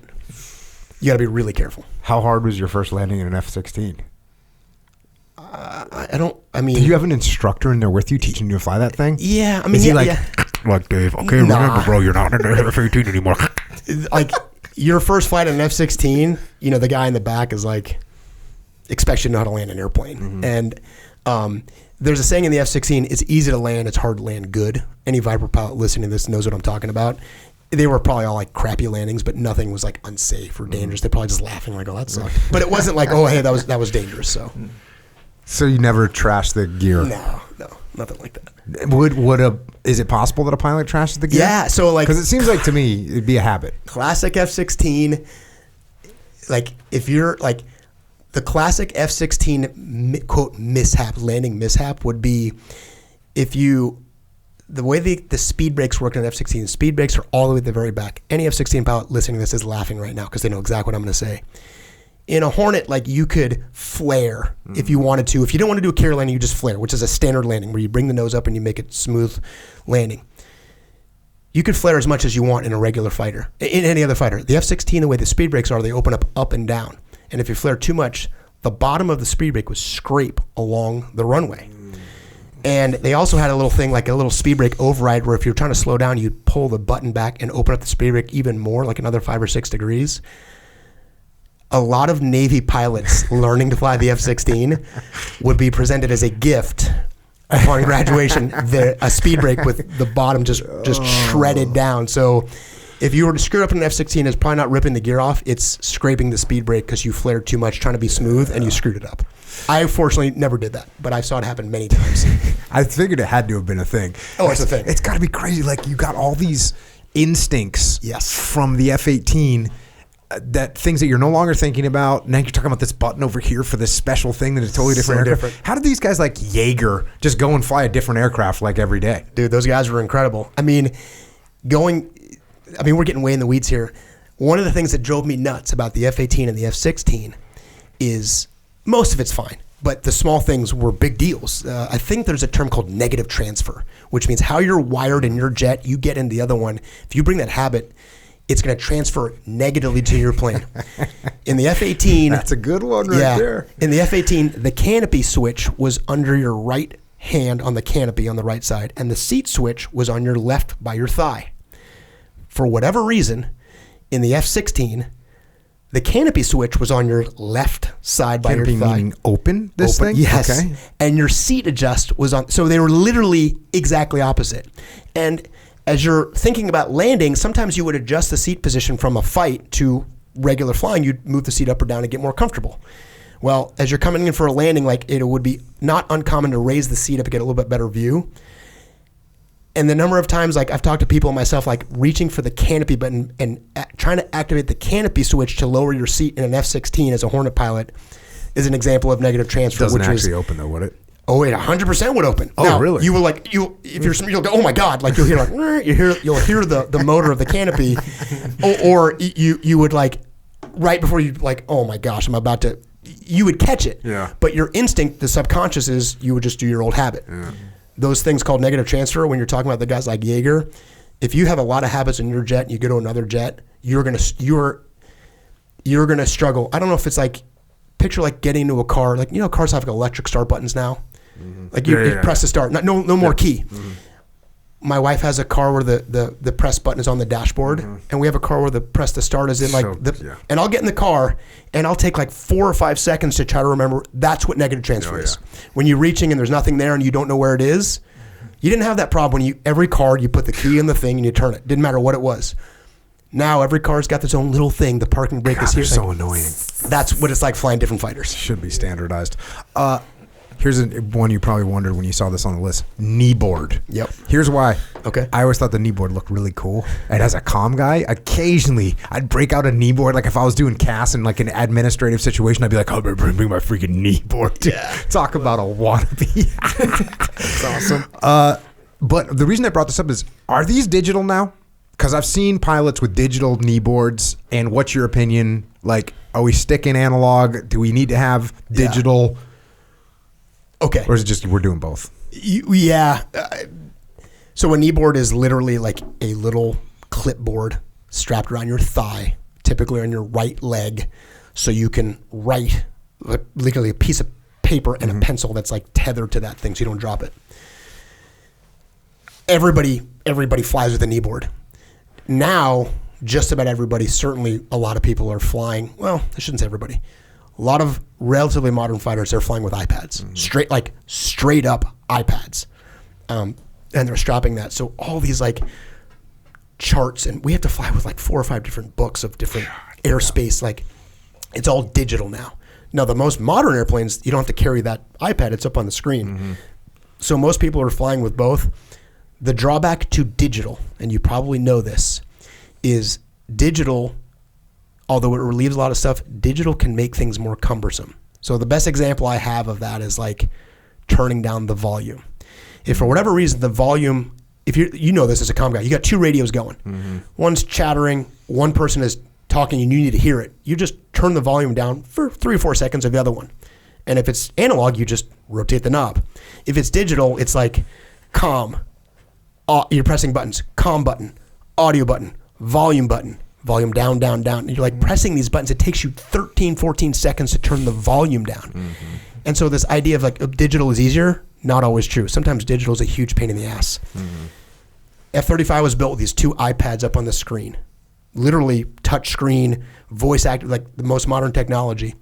After about a year of flying the F-35, it was advocated so hard they installed like a 50s vintage volume knob that sits in the airplane now, which is just a little wheel that you would just turn up and down because it was so difficult just to change radios.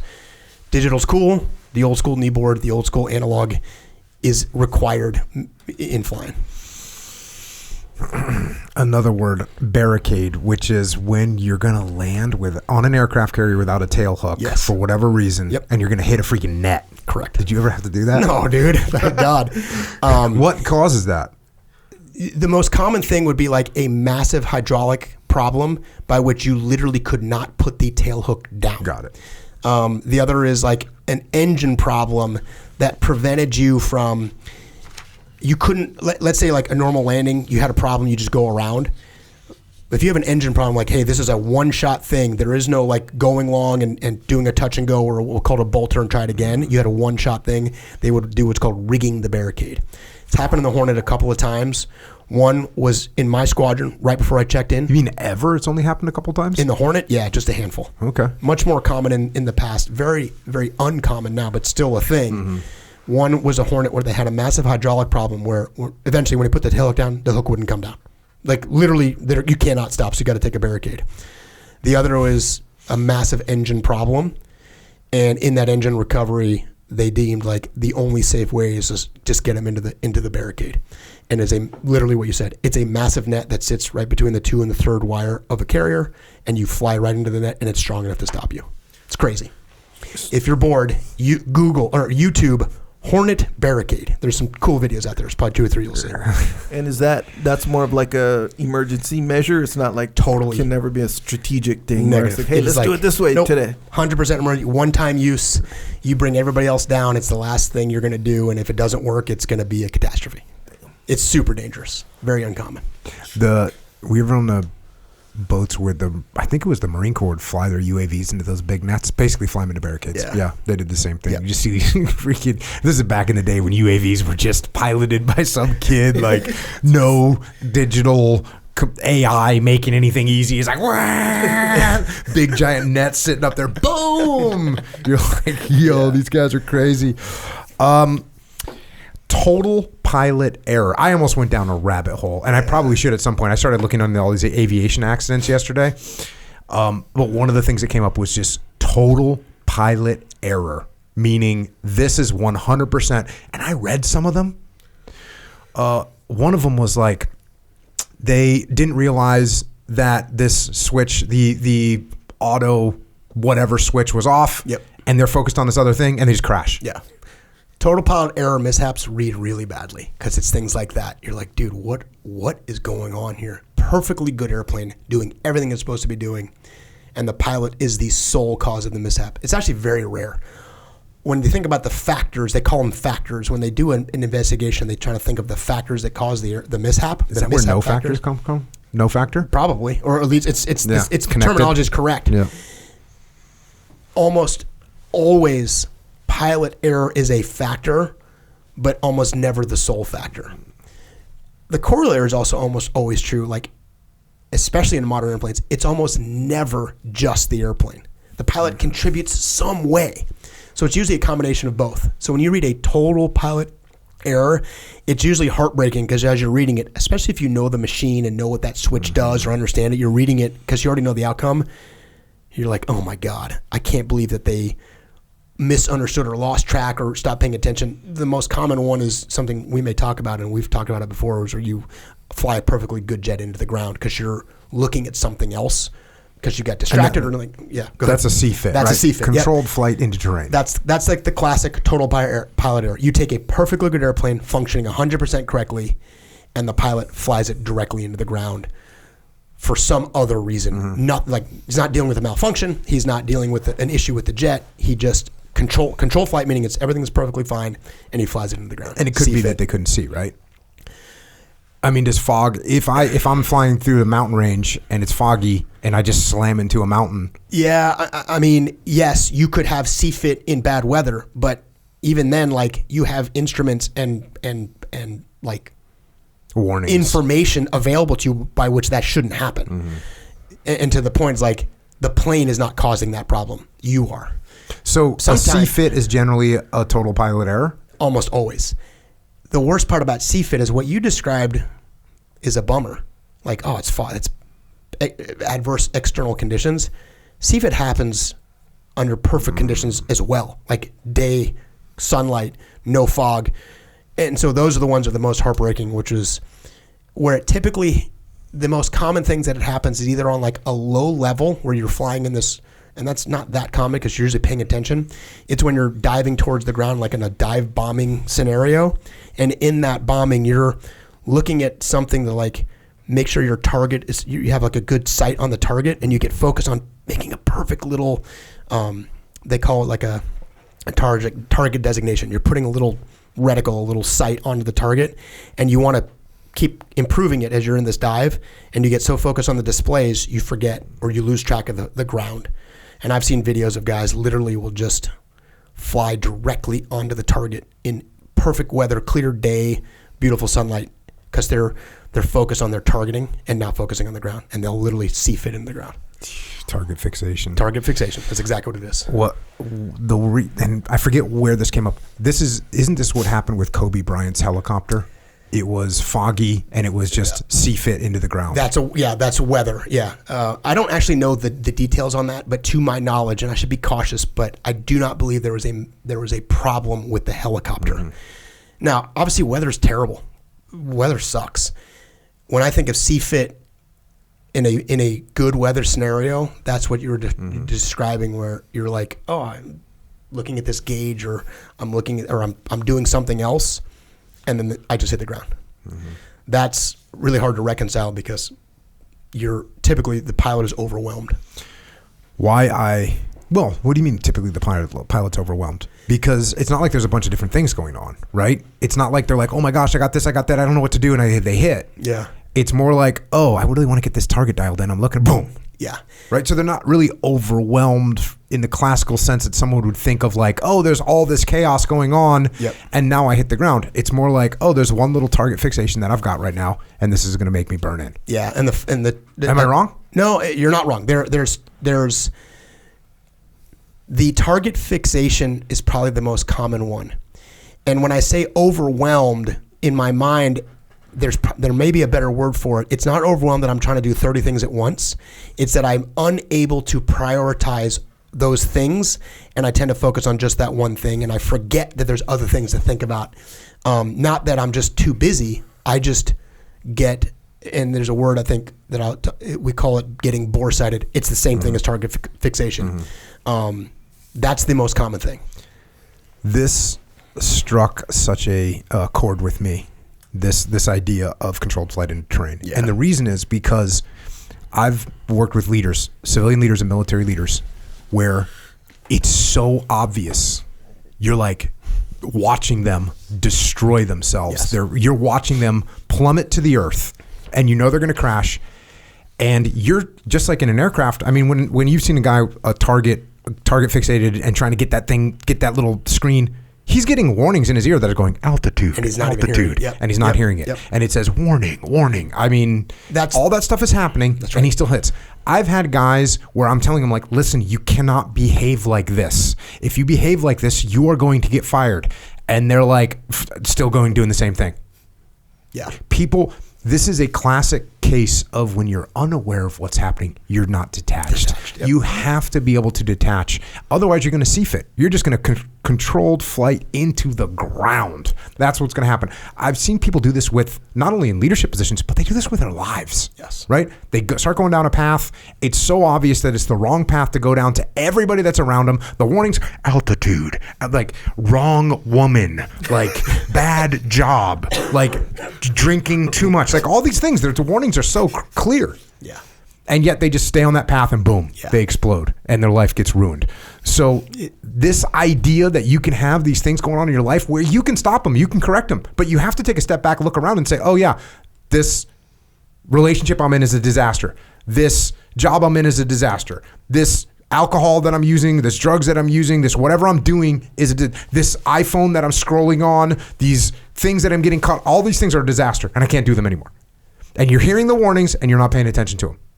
So this can happen. And it's so often I see this with leaders. I'm looking at them. I'm like, do you not freaking read the room? You know what I mean? Do you not see what's happening right here? Take a look around. What is the people's faces right now? People's faces, do they look engaged in what you're saying? Are they nodding their head like, hell yeah? Or are they looking at you kind of with a blank like, Are there questions like, hey, how can I move forward with this? Or are there questions like, what are you talking about? I'm not really sure. Wait, what do you want us to do? Because if that's what you're getting, you got to read the room. You got to pay attention to the altitude, because you're going to burn in. So you need to be careful. C-fit. Watch out. Yes. Other human error, air traffic control, improper loading, fuel contamination, improper maintenance. Dude, we should do a podcast. There's some really good aviation disasters to look at. Dude. I've almost done one in the past too with the Challenger. Yeah. Like there's so many little things that led to these crashes, these airline crashes, and they're so well documented because they got the black box that's recording what they're saying. Totally. And it's got all the instruments. They know exactly what happened. And like you said, it's heartbreaking to hear these things or read about these things because it's so obvious. But here's the thing. Here's the thing I'll tell you. That's what life is like. You're in the cockpit. And there's all kinds of things that you can pay attention to and look around and be like, oh yeah, this is a problem over here. And we don't pay attention to the warnings. We get too focused on one thing. We don't listen to the other people. Like those, I forget which, I think it was Korean airline or a Japanese airline, but the co-pilot is like, sir, I think maybe this is a problem. He's like, hey, hold on a second. I'm working. Like, hey, be quiet. You're subordinate. Yep. And so he's like, okay, I'll be subordinate. Yep. I won't say anything else. I'm obviously wrong. And that's not good. You're thrown to the ground. Yeah. Middle of the day. Yep. 100%. And only two things, you're spot on. And the only two things to say about it, just to add from that perspective on it, is typically those lead to catastrophic problems. The discovery of that is usually catastrophic. Like you literally hit the ground and blow up and kill everybody, which means they're not like gentle life course corrections of like, oh, that's a good lesson learned. I'm going to not do that next time. That's not usually how these things go. And the other part too is sometimes when you talk about the power of detachment, and we talk about detachment as a superpower because we're telling people it's not just that it's really, really hard, it's that if you can do it, it can change your life, is what I have seen. And I've seen this obviously not always after the fact. I've seen it with guys where I've actually had guys where I've not let them fly airplanes anymore, where I'll watch a video of them flying and they'll be flying around at 200 feet and the altimeter will be going altitude, altitude, altitude, altitude. And we'll say, are you hearing that? And he's like, I don't hear that. Where the warnings are being shouted into his ear and he cannot process that. It's a level of not being attached that's so extreme that even sometimes the warnings cannot be heard. Like, man, I got a guy in an airplane who can't hear the airplane say we're about to crash. I can't let this guy fly an airplane. I'm trying to help him. But sometimes that can be so debilitating that they don't even hear the warnings. And you, in real life, you see those people where they have I don't know if they've convinced themselves, but they've become so unaware of the warning signs that they're no longer registering, which means they're not actively ignoring them. They don't even hear them. And typically the discovery of that is a catastrophic episode. Something catastrophic is going to happen in your life. Like you can't hear what your wife is saying. You can't hear what your kids are saying. You can't hear what your teammates, your coworkers are saying. You don't even hear it. So by the time you discover there's something wrong, it's not like a gentle tap on the shoulder of, hey, Jocko, you need to adjust something. It's over. Okay, you know when you're driving a car and you get in a near accident for whatever reason, and you get that like full adrenaline thing shoots down your hands and arms and everything. Did you ever suddenly become aware prior to the catastrophic event taking place? Yes.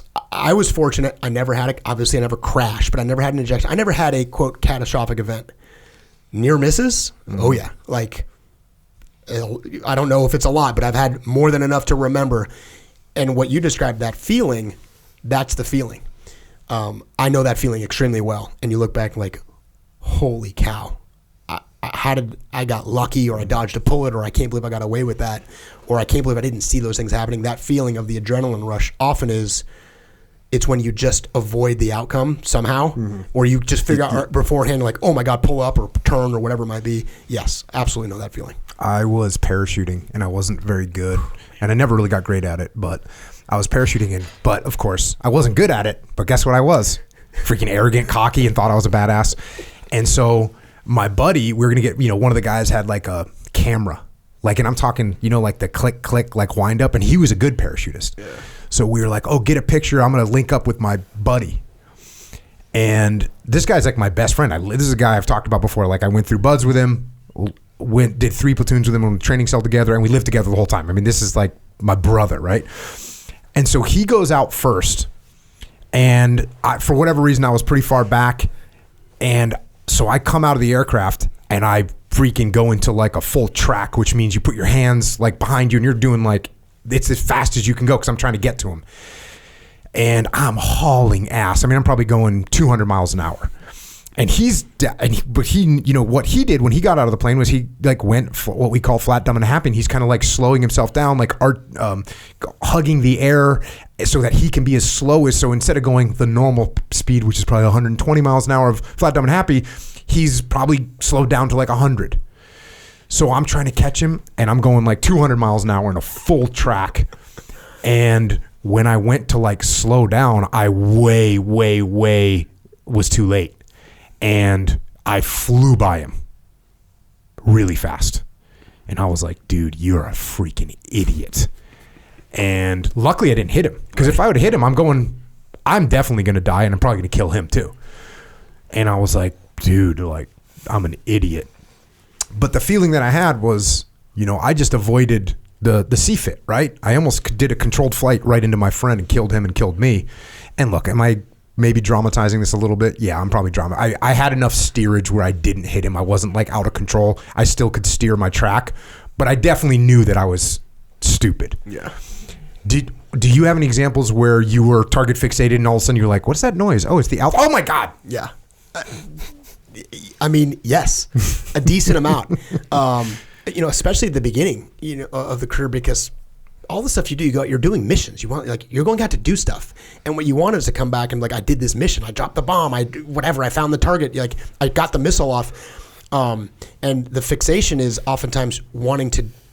I got to rendezvous with my buddy here, right? Whatever it is you're trying to do. Some of it just dumb luck in my career, just like you described. Like, oh man, and other times you catch it just in time. Like, oh man, I'm lucky I caught it at a certain time. My best story of not hearing the warning is I think I've talked about it on the podcast, like the 0-0 landing, where you're going to land in the carrier and the weather is so bad you can't see in front of the plane at all. So there's zero visibility, which means you're not going to see the ship. And of course, amazingly, the jet flies the same. The jet doesn't care. It's you that care. So you get all freaked out, you get all worked up, you get all nervous, you get all anxious, and all those emotions keep you from detaching from just flying it. All these little indicators like the altimeter warning, they're all set up. They're actually never supposed to go off. So a perfect thing is, I'm going to set it at 500 feet.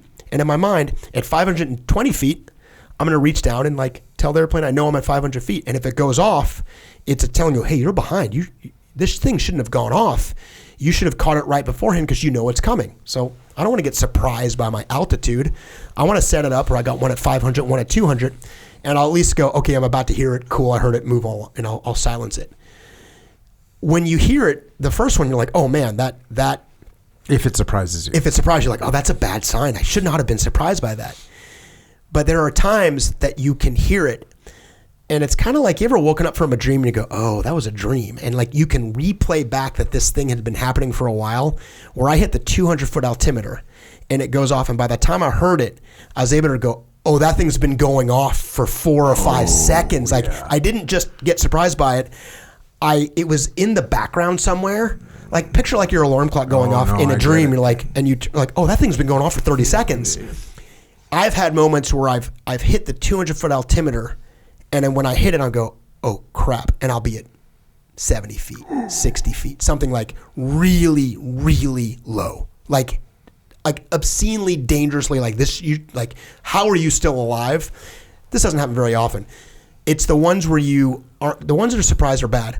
The ones where you can look back and go, that thing alerted me 10, 15 seconds ago, and I'm just now catching up. But those are the worst. Those ones, I don't know how I'm even here right now. Again, doesn't happen very often.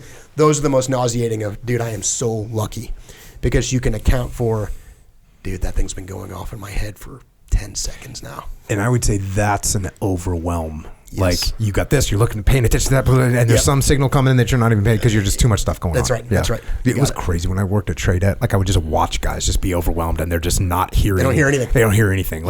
I have the platoon or the troop radio. I can hear the someone calling the platoon commander or the troop commander, hey boss, we need fire support down here.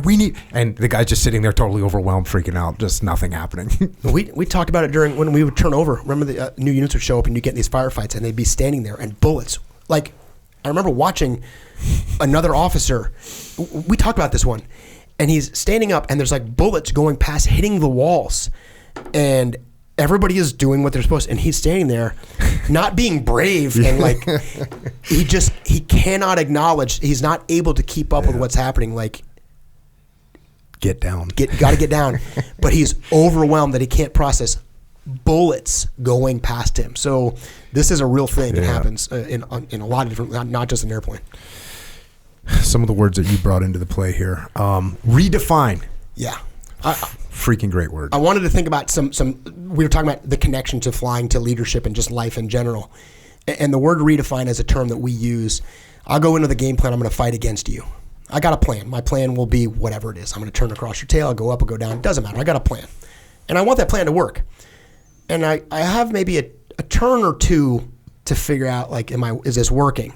And if I go around once and it didn't do anything, maybe I'll go around again. But at some point, I got to acknowledge my plan is not working. And if it's not working, I have to do something different. We call that a redefinition, which is you have to change your plan. And we redefine by if you're going to go up, you're going to go down. And again, I'm simplifying it. If you're going to go level, I'm going to do something. I'm going to redefine what I'm doing. It's an acknowledgement of what I am doing to this point has not worked. I mean, I think about Ramadi. Like, we redefined how we were going to fight in Ramadi, mostly based on what I was doing up to this point did not work.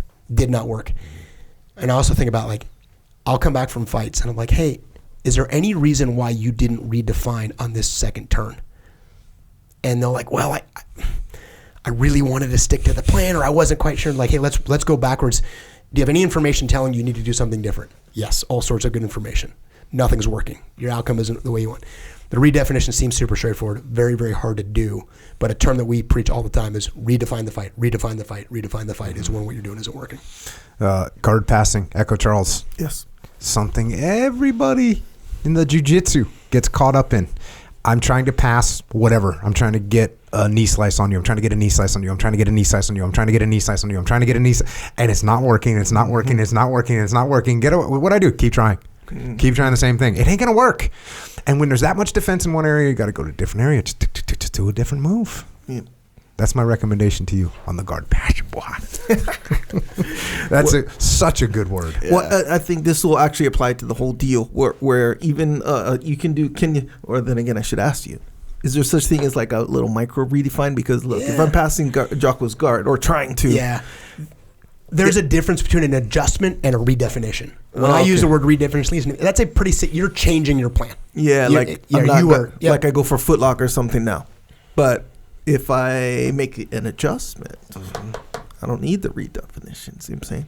Yeah. Well, I'd say it's a small, it's a micro redefinition, I would say. Something like that. Yeah, that's what I thought. Yeah. But it opens up a pretty big part of the game, right? Sure. And by the way, this happens with people as well. Like, oh, Dave's not performing. What do I need to do? Counsel him. Oh, he just still unperforming. What do you counsel him more? Counsel him more. Counsel him more. Counsel him more. Counsel him more. Counsel. Doesn't work. Guess what I got to try giving him some responsibility. Start taking some. Oh, so now I give him responsibility. Now I'm going to take responsibility. Like, there's a bunch of different ways you can approach something. Yeah. And if you don't, you're not going to get the same results. Yes. So whether you're dealing with people, whether you're dealing with business, whether you're dealing with jiu-jitsu, whether you're dealing with aviation, sometimes you got to redefine. I use the word reframe a lot, but I think redefine is better. I'll say I'll reframe this question, or let me reframe. Usually, I think of reframing as my perspective on something. Like, let me reframe what I'm seeing right now. Like, honestly, if we're doing jiu-jitsu, it's like, oh, I can't pass your guard. I've redefined a couple times. I need to reframe. Like, hey, maybe I should pull guard myself. You know what I mean? Like, let me just reframe this whole thing. Like, I can't pass your guard. I can't pass your guard. I can't pass your guard. And we go 5-minute rounds and I haven't passed your guard. Guess what I might do? Pull guard. Let's see how your passing game is. Maybe I can get something from the bottom. So I might have to actually reframe the whole thing. Redefine to me is a little bit more micro. And then we probably have a micro reframe. So I dig it. Yep. So pivot, would you say, is that like a normal civilian term for redefine? Like pivot, you know how, like, I think so. Pivot, right? I think it's a good one. Totally. I think it's a good one. Yeah, I think it's a good one because I've used that term to describe, like at Echelon Front, we pivoted when COVID hit and we had to do virtual engagements with clients. It was a pivot. It wasn't like a total change. Right. It wasn't. And I would almost go so far as to say, if we would have reframed what we're doing, it's like, hey, we're going to go from doing leadership training to doing something else. You know what I mean? For me, a reframe is a bigger thing. Yeah. But just to redefine, like, okay, we'll redefine this situation. We're going from mostly in person to mostly virtual. We're going to all virtual for a few months. So yeah, pivot. I've used that word. I'd say they're pretty interchangeable. But redefine's a little bit better. Sounds way cooler for sure. I think it actually has a better. Although I will say pivot means there's still a connection, and I think redefine also has a connection. Yeah. In my mind. It felt like. Very similar. Cool. Very similar.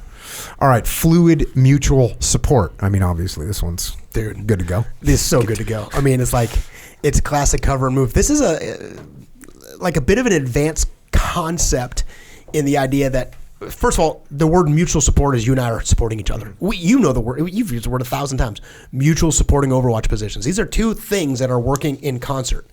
I think what makes this complex or what makes this challenging is the word up front, which is fluid, which means it's going to adjust. It's fluid. It's going to move around.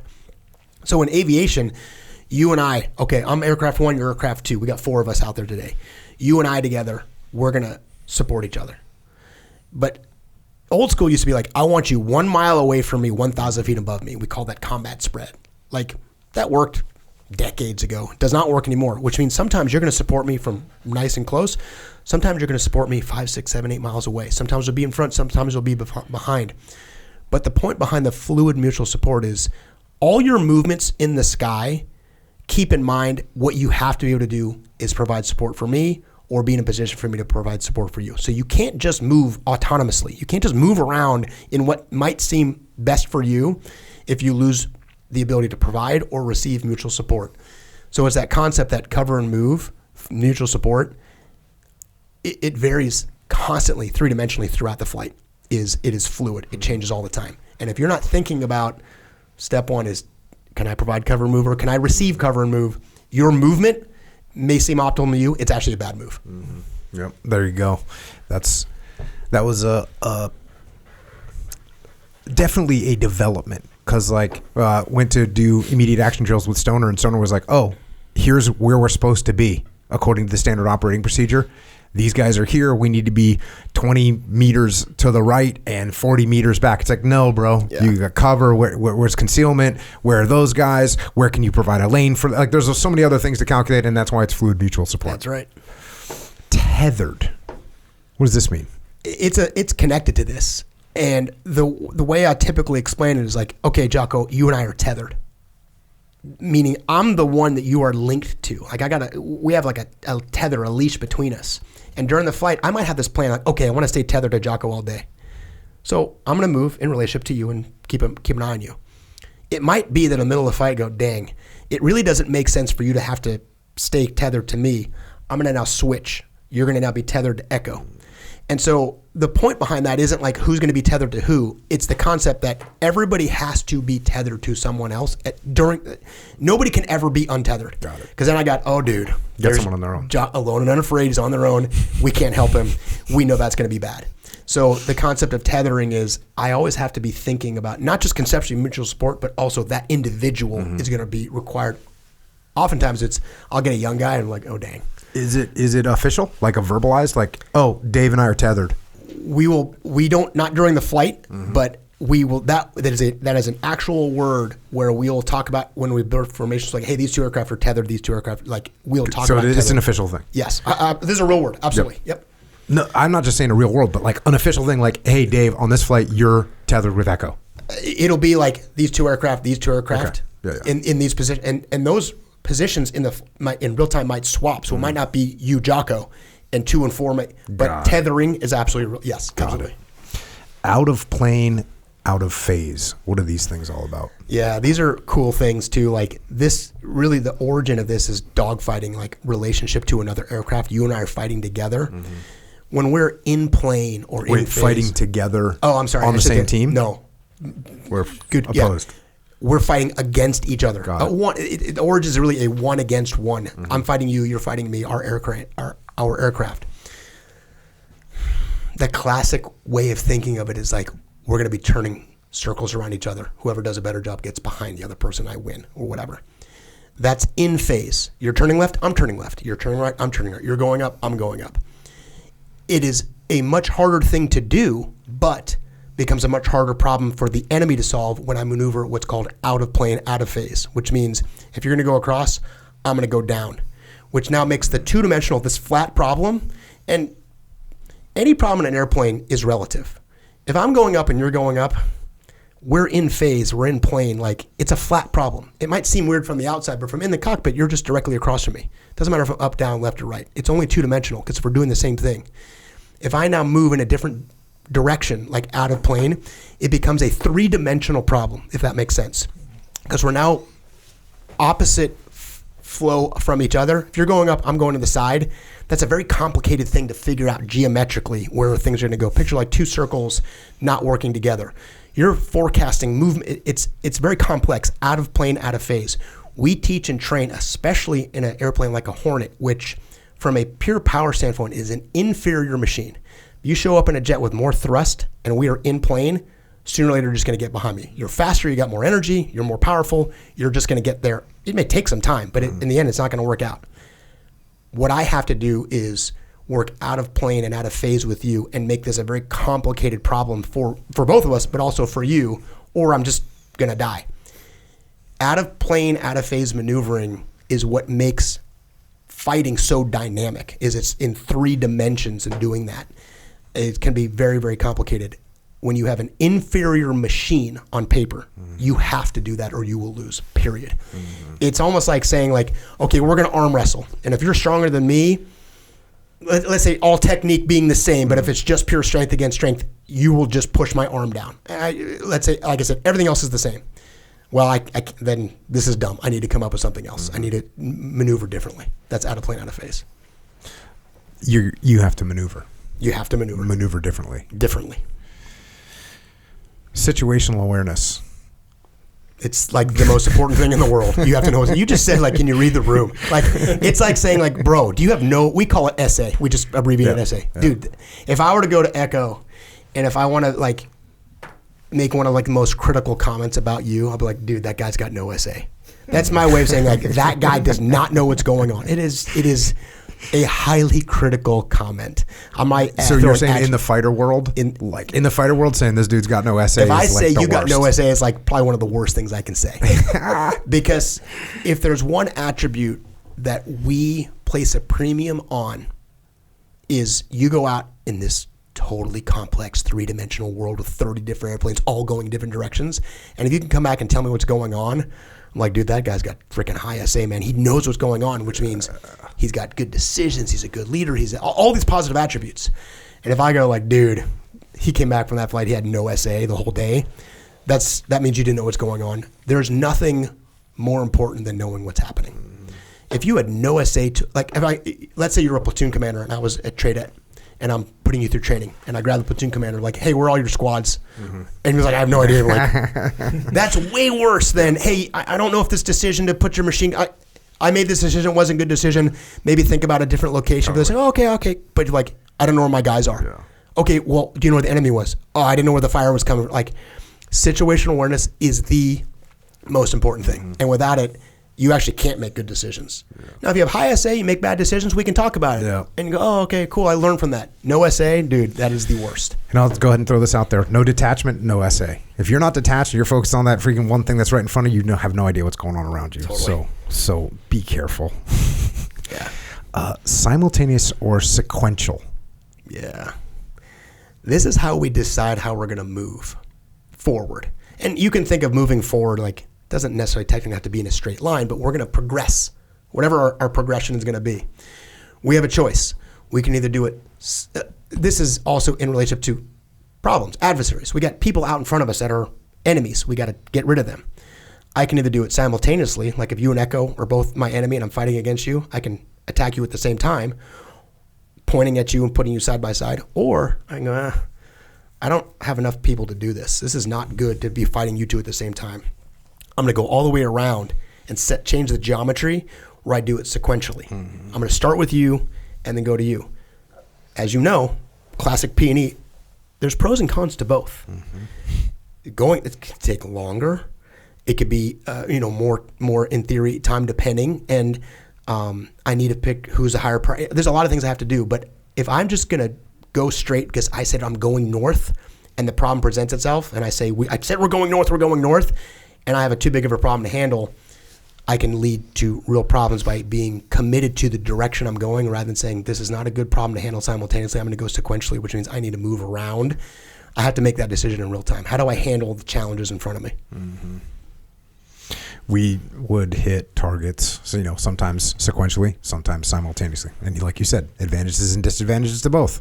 So that's what you got to pay attention to. You also got to I think it's good to have a contingency to, like you just said, switch and be going into the target thinking we're going to do it simultaneously, and then get there and think, oh, wait a second, there's more enemy. Overhead's reporting that there's more enemy on this target. Okay, cool. We're going to go sequential now.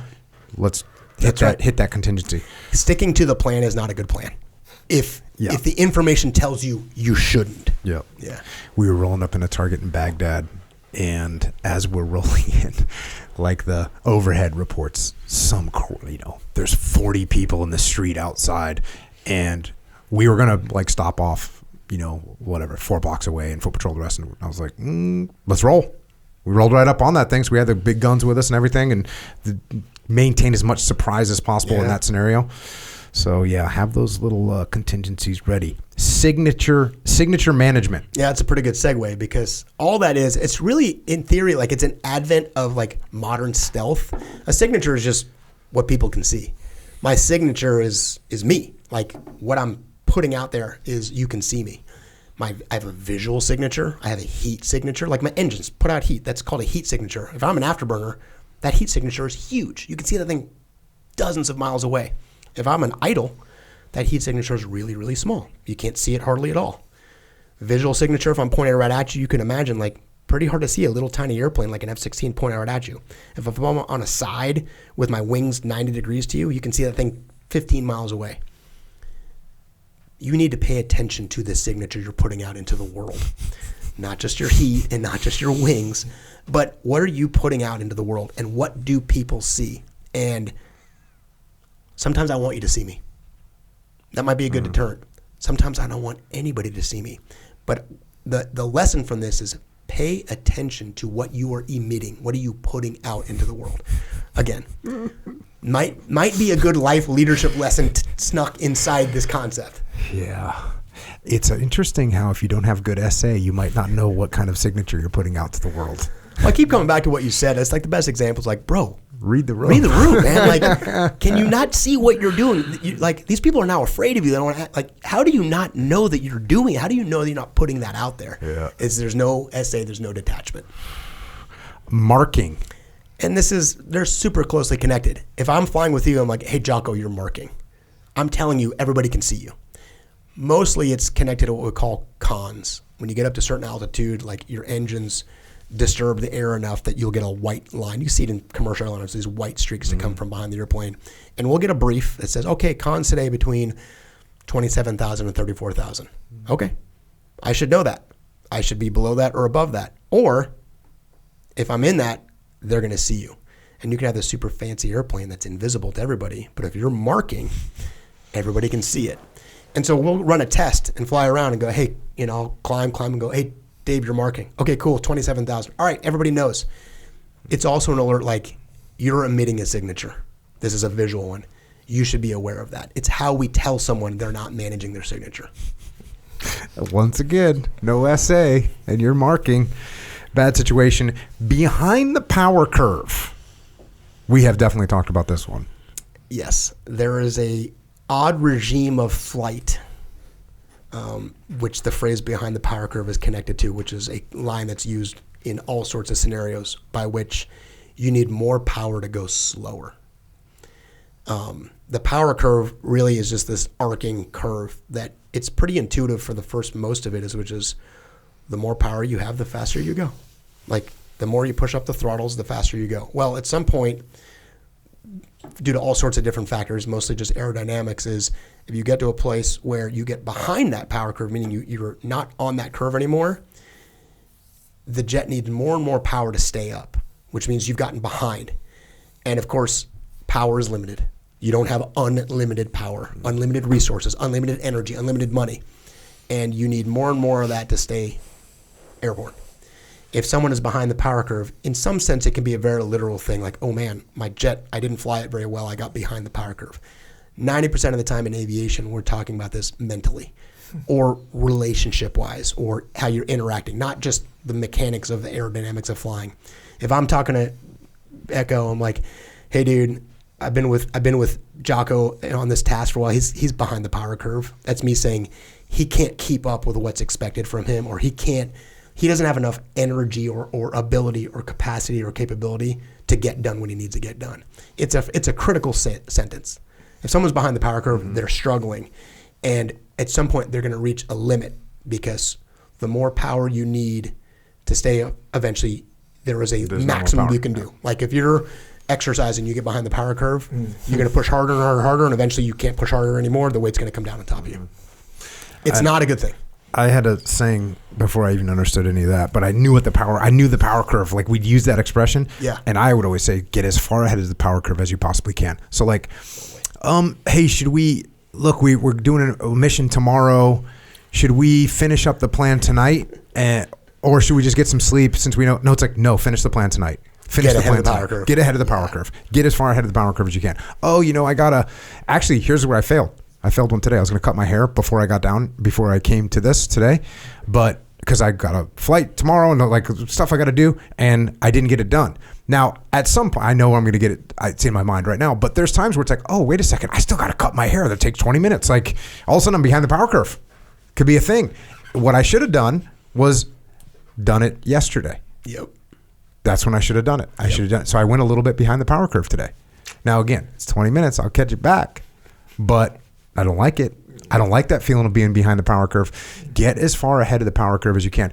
Here's the thing. Once you're behind it, like you said, once you're behind the power curve, it's a problem. Yes. And listen, in aviation, as long as you have enough altitude, you're going to be okay because you just put the nose to the ground and you're going to be okay. But when you're in life behind the power curve, something's got to get sacrificed. Yes. And you're going to drop something. Yep. Something else isn't going to happen because you got behind the power curve. And that something that isn't going to happen could be a very significant thing. So you got to stay ahead of the power curve. The SEAL teams was great at teaching this. And I don't mean the SEAL teams taught it to you as like, hey, here's a course on the power curve. It was a lesson that you would learn. Yeah. It's like, I remember being a young guy. It's like, well, should I waterproof the radios now or just wait till, for a few hours, go to lunch, get a workout in, and then I'll just do it later? No, do it now. Get ahead of the power curve. The lunch can do later. The workout can get sacrificed. The radios need to be waterproofed right, before we go on this mission tonight. It's going to take an hour and a half to do it. I can either do it now or I can get behind the power curve. Yeah. And now what am I sacrificing? And by the way, once you get done with it, it's done. Now, if you got time, you can eat. Now, if you got time, you can work out. But if you don't got time, cool. We didn't fall behind the power curve on the most critical thing, which is the mission. So if you keep that in mind in life, get as far ahead of the power curve as you can, especially when it comes to projects and tasks and daily life. Get as far ahead of the power curve as you can. It's going to make your whole life better. It's going to make your whole life easier. 100%. When in doubt, broadcast your intentions. I've never heard of this before. What does it mean? Yeah, so this is the next phase of some of the words I wanted to throw out there was we have a set of rules. We call them training rules.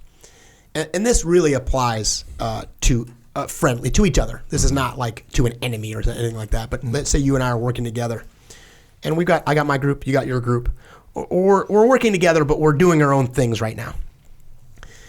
I have a set of rules that we're both going to follow for the most part.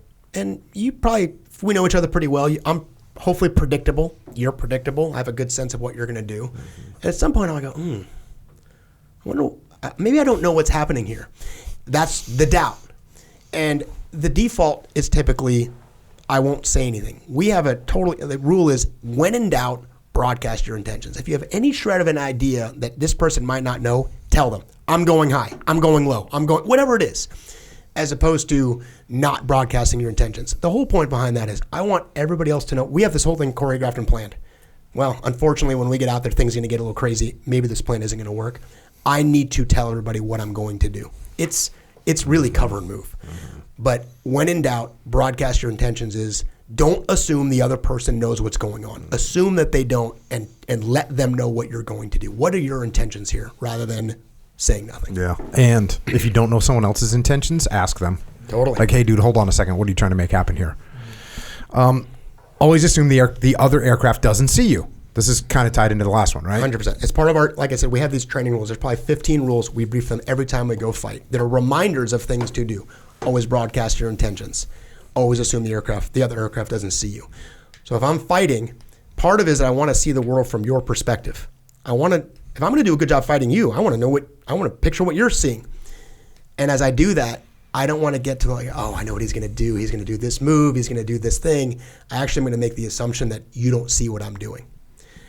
That's my mindset is going to be is I'm going to assume you don't see me. So I don't want to put myself in a position that requires you to do something to keep us safe, to keep us from not, in this case, we're trying to avoid hitting each other. I mean, that's the simplest way to describe this is I don't want to make a move that the safety of this move is reliant on you seeing me. So I'm going to do everything with the assumption that you don't.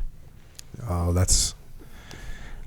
that is very close to something that we call extreme ownership, which is, listen, I can't count on Echo to solve this problem.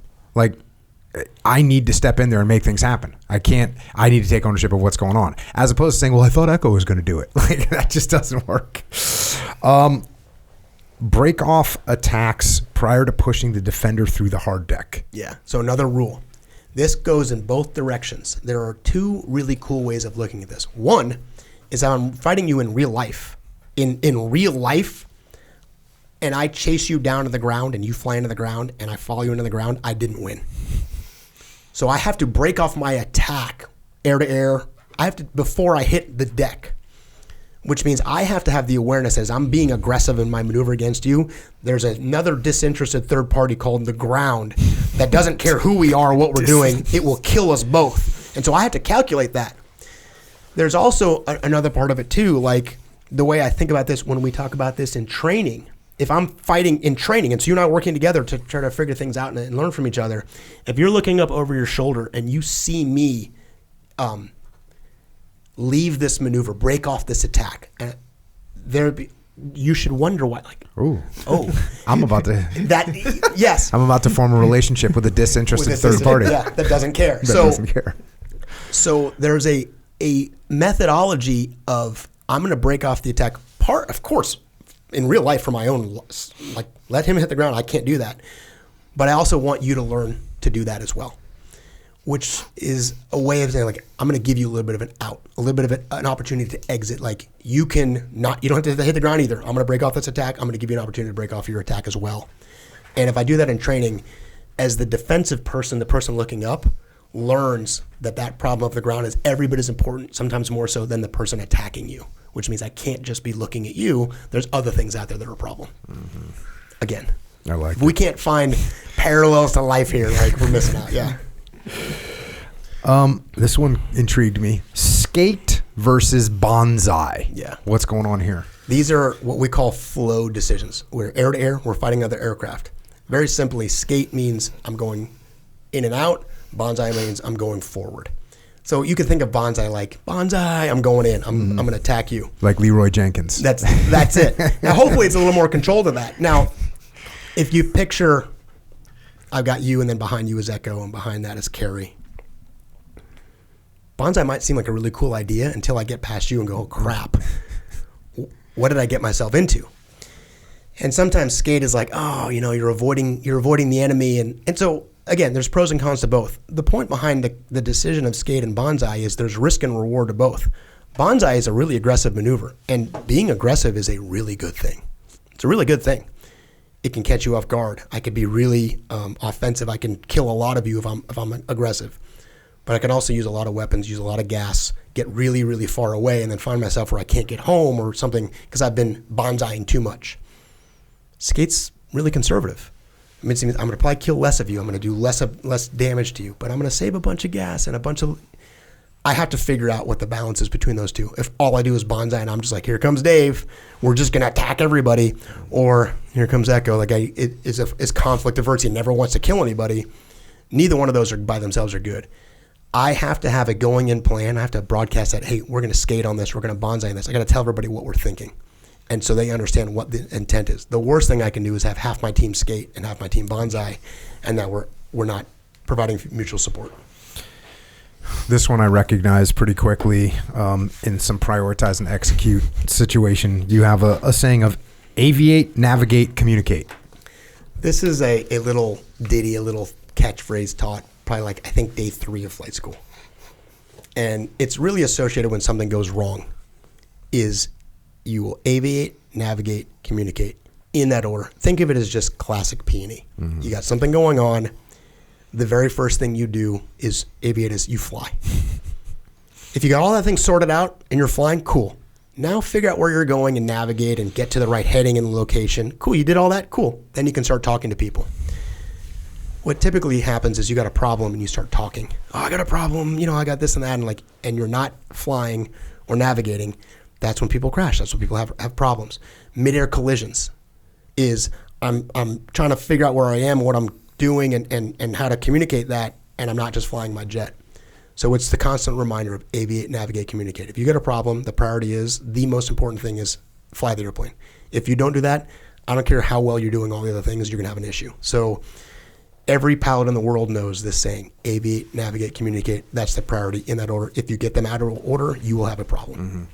But you are gonna aviate. I mean, I start to pull up on my stick. Now I figure out where I'm going. I'm still pulling up on my stick. I'm still figuring out where I'm going to go in a little bit longer, but I'm still coming back on the radio and saying, hey, I got a little low. I'm okay. Yeah. And then you're going back to, so it's like you're doing all three. It's not hard to do all three. Right. The reason this is a thing is that when you have a problem, you get bore sighted on one of those things. You get target fixated, you get emotional, you get focused, you're not detached. Flying, navigating, communicating is easy until there's a problem. If you recognize the problem, you have to make sure you're flying first. CFIT is people that skip the aviation part and they start doing other things. You're like, dude, did you forget to fly the airplane? And the sad part is, yes. Yeah, they did. And what happens is it's catastrophic. So we have a saying, aviate, navigate, communicate. It's the reminder of prioritize and execute. You can't skip this to get to these two. If you got this, cool, good to go. Get to this. And if you do it, cool, no problem. 999 times out of 1,000, no factor. But 1 out of 1,000, it is a factor. And if it's a factor and you get it wrong, catastrophic. That's how people fly to the ground. And you just mentioned the last word that we had for this, which is bore-sighted, which is target. Did you guys use the term target fixated? Or did you just use the term bore-sighted? We typically use the word bore-sighted because that is a target fixation we used. And actually, target fixation we would typically use air to ground because you were literally fixated on the target. Most of the time we use the word bore-sighted because there's a mode in the airplane which is called bore sight, which takes all your radar, all your tools, and it focuses in front of you in like a little 3-degree circle, which means you want to get what's directly in front of you. Sometimes that's really important. It's rarely very important. But every now and then I want to just get the guy right in front of me. I push the button forward. It's called bore sight mode, which means everything is focused directly off my nose. You mean all my instruments? Everything. That's what you're saying. So everything. It's all my instruments. When I go bore sight, all my instruments It tells everything. Find that guy right in front of me. Got it. Get the radar on that guy. Shoot that one guy. Bore sight mode. Everything is pointed directly in front of me. Cool for about 10 seconds. What you'll typically come back and be like, dude, I got really bore sighted on that one guy, which means I lost everything else that's out of me. If you're going to bore sight someone, you better kill him immediately and then get right back out to a wider search. Being bore sighted is the same thing as being target fixated, but it's against something in the air. So if I'm bore sighted, it means I'm pointed at someone in the air. If I'm target fixated, it's typically on the ground. That's just typically it's the same exact thing.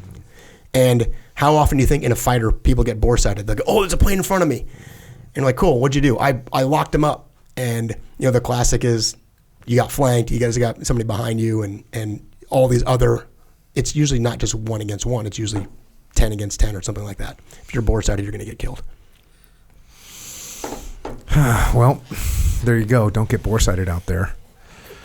Could have some problems. Yep. Could have some significant problems. Awesome. So many comparisons, so many verbs and descriptions to use for everything that we do. And thanks, man. Thanks for coming down.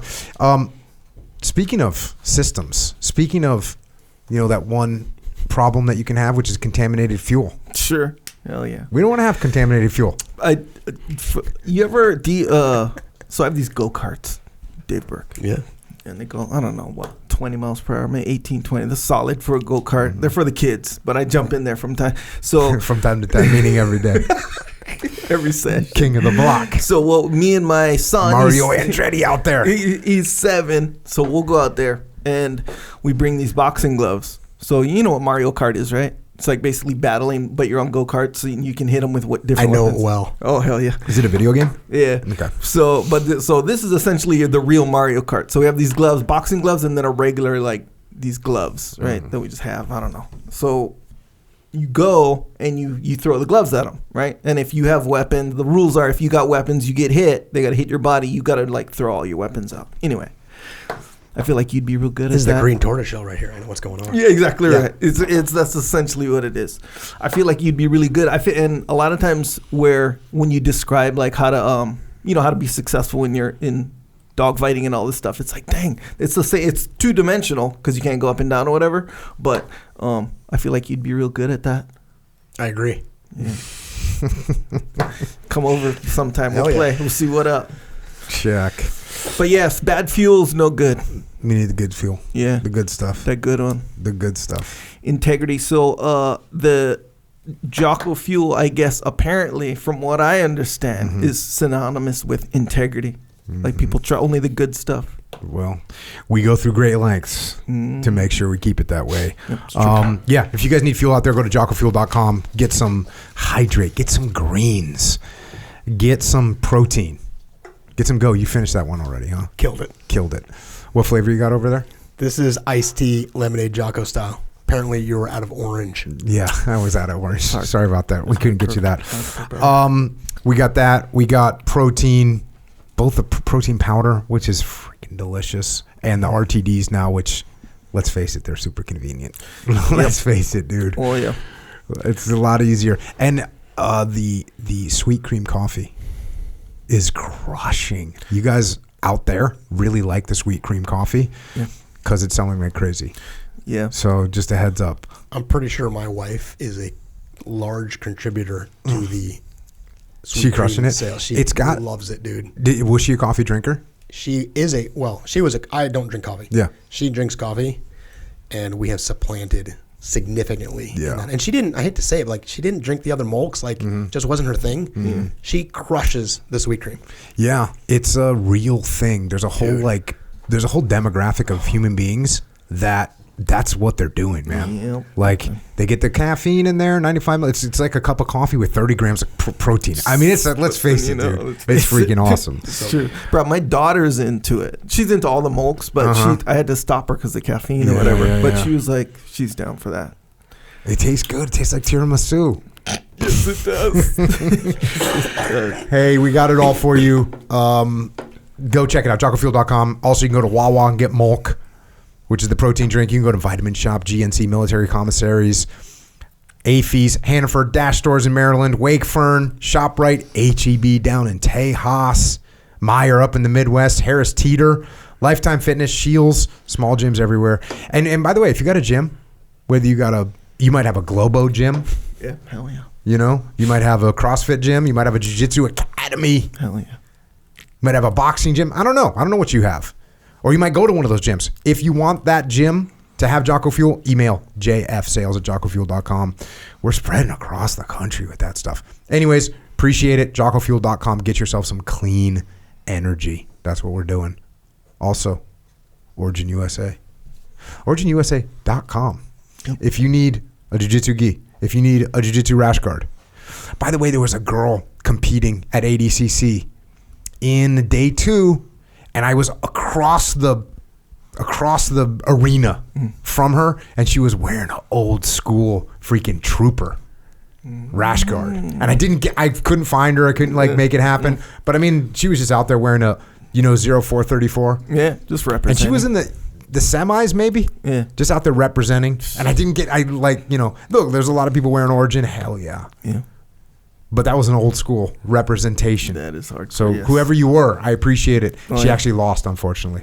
But I mean, look, dude, these are the best people in the world at grappling. Yeah, fully. So, if you need a rash guard, if you need a gi, if you need jeans, boots, t-shirts, if you need stuff and you want to support freedom and America, go to originusa.com and get something. Yeah, that's what we're doing. Also, Jocko has a store called Jocko Store. New Discipline Equals Freedom shirt. What is it? It's a new one. I haven't seen it yet. No, nobody's seen it yet. Well, actually, by the time of this being released, it's still going to have a few more days. So do this. If you want the reminder, sign up for the email list if you haven't already. You get the email when it drops. That's the word. That's that the what term. we're doing? No, wait, it's not a. Echo's going. He's lost his mind. No. Drop. No. If you sign up on the email list, he's got all the warnings. I'm not saying no. I'm not saying. People just stopped listening. No, that you're talking about drop culture. See what I'm saying? That's different. That's where all your stuff is only through drops. You heard of this, Dave Burke? Negative. Okay, so there's this way of selling stuff, whatever it may be. Wait, your wife drinks coffee, right? Does she have Starbucks cups, like the ones you can buy and stuff? So anyway, Starbucks does drops with cups. They'll be like, hey, limited edition. You can only get it from this day to this day. That's it. It's a pink. What about my new track? Your new track? Is that gonna drop sometime soon? Is that different? like, hey, Echo's going to drop a new track? It's the same term, kind of the same vein, but it's different, yes. Fair. So anyway, so drop culture is what you sell everything like this, all limited edition. You got to get on the email list, which I dig, by the way, because you can find some cool stuff. That's not what this is. See what I'm saying? This isn't drop culture. This is a one-off drop. I just use the word drop. Because it's also not going to be unlimited. No, it's unlimited. Oh, it is unlimited. It's the new one. So you know how time goes on. A lot of people have the old school discipline equals freedom. Then they got the second one, which was good. You designed that one, by the way. You're talking about when I made it more of an equal sign? Yes, sir. You made it so that equals is the biggest word. Well, that was dumb. Spatial. Look, that's debatable, but hey, spatially, it made sense. But hey, look, I dig it, man. I like yours as well. And then we got the third one, which we called the standard issue. Oh yeah, kind of legit. Representing all the different branches, if you pay attention. Now we got the fourth one. It's been years. You know what I mean? It's just an updated one. Anyway, if you want the first edition on that one, sign up for the email list, and then we'll indicate that the day that it drops. Yes, I use the word. Okay, and that's at jockostore.com. Jockostore.com. Check it out. Also, Shirt Locker. Don't forget about this. It's a subscription scenario. One drop every month. Yeah. Not limited edition, because all you got to do is sign up. It's a subscription scenario. Anyway, you get new designs every month. At ADCC, I saw some in the wild. Oh yeah. And you know what that was? Lies. Yeah. People, a lot of response on that one. People very much like that one. I see the one Dave Burke's representing. That's one of the Shirt Locker ones. Tradish. Oh yeah. Also, if you need some steak, you can go to ColoradoCraftBeef.com or you can go to PrimalBeef.com. People make an awesome steak for us out here. That's what we're doing. We're eating steak. By the way, the beef. Do you have any beef sticks from Colorado Craft Beef? 100%. They're going. Yeah. You have to stock up on those, dude, because it's like having a Snickers bar, but it's steak. Better. Yeah. It's like having a Snickers bar, but it's better because Snickers bar's junk. Way better. Yep. Hey, no offense, Snickers bars, but let's face it. I appreciate what you did for me when I was 9 years old. Yeah. And it's like, what's for lunch? Snickers bar and a Coke. God, growing up in the 70s, bro, that was the deal right there. That was the jam. Yeah. Did they do that? Did you do that? No, my mom was a hippie, bro. My mom she don't play. She was giving you like mineral water. Yeah, kind of. I mean, not mineral water, but yeah. Sprouts. Like you make the sandwich with the real turkey and the sprouts in it, bro. I mean, I guess, hey, man, do what you dig. Wasn't better than Snickers and Coke, I'll tell you that. Snickers and Coke, bro. That was kind of the jam when I was a kid. Yeah, it was 100%. I remember, like, Little League Baseball, game's over, you got 50 cents to go to the snack bar. Yeah. You get a 25-cent Coke and a 25-cent Snickers bar. Oh, dang. Hey, why is America having problems with obesity right now? I'm not sure. Why do we have type 2 diabetes running rampant? Well, then again, no, it's not because of that. Because, look, you guys are saying you guys are freaking down for the Snickers and Coke. You guys aren't obese. No. We were. Yeah. We were. You were obese when you were done? No. I'm saying that people that didn't go, hey, hold on a second, this might not be the best combination of breakfast, lunch, and dinner over here. Bro, they didn't do the, what do you call it, redefine. They got to redefine. Yeah, you got to redefine. Bro, especially now you got all your other problems solved. Bro, that phone. Bro, you got to watch out. Redefine that whole thing. So there we go. Anyway, beef sticks, no Snickers. Stop the Snickers already. And PrimalBeef.com, ColoradoCraftBeef.com. Check those out. Also subscribe to the podcast. Also check out JockoUnderground.com. We're getting ready to record one of those. So life advice. That way we can say whatever we want, answer questions. Go to JockoUnderground.com if you want to check that out. We have a YouTube channel. So does Jocko Fuel have a YouTube channel. Yep. So does Origin USA have a YouTube channel. So does Echelon Front have a YouTube channel. So a bunch of different options there to see what's going on. I would say Origin USA is sort of a behind the scenes of what is going on. I would say Jocko Fuel is kind of a current what's going on. Mm-hmm. And I would say Echelon Front is information. A little bit about what's going on, but mostly about, hey, here's some good leadership things for you to move forward with. So check those out. YouTube, Psychological Warfare. FlipsideCanvas.com. Get some cool stuff that Dakota Meyer makes to hang on your wall. And also, we've written some books. Leadership Strategy and Tactics Field Manual, the new one. There's a new version of that, expanded edition. Talk about the extreme ownership leadership loop in there. Written a bunch of other books. You guys know what they are. Check out the kids' books for your kids.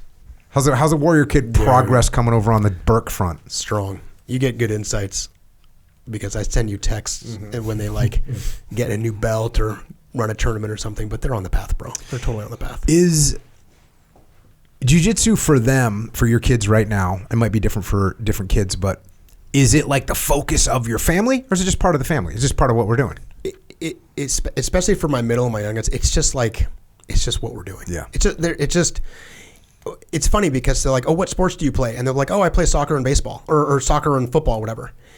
And then they're like, oh, and like we also do. It's not like a seasonal. It's like saying like, do you guys like do your homework and do you guys sleep and do you guys like whatever like. Yeah. And so for me as a parent, obviously that is the best part about it. It's not an activity that they are like, oh, it's football season or it is just part of the deal, man. It's just they're on that path. It's just what they do.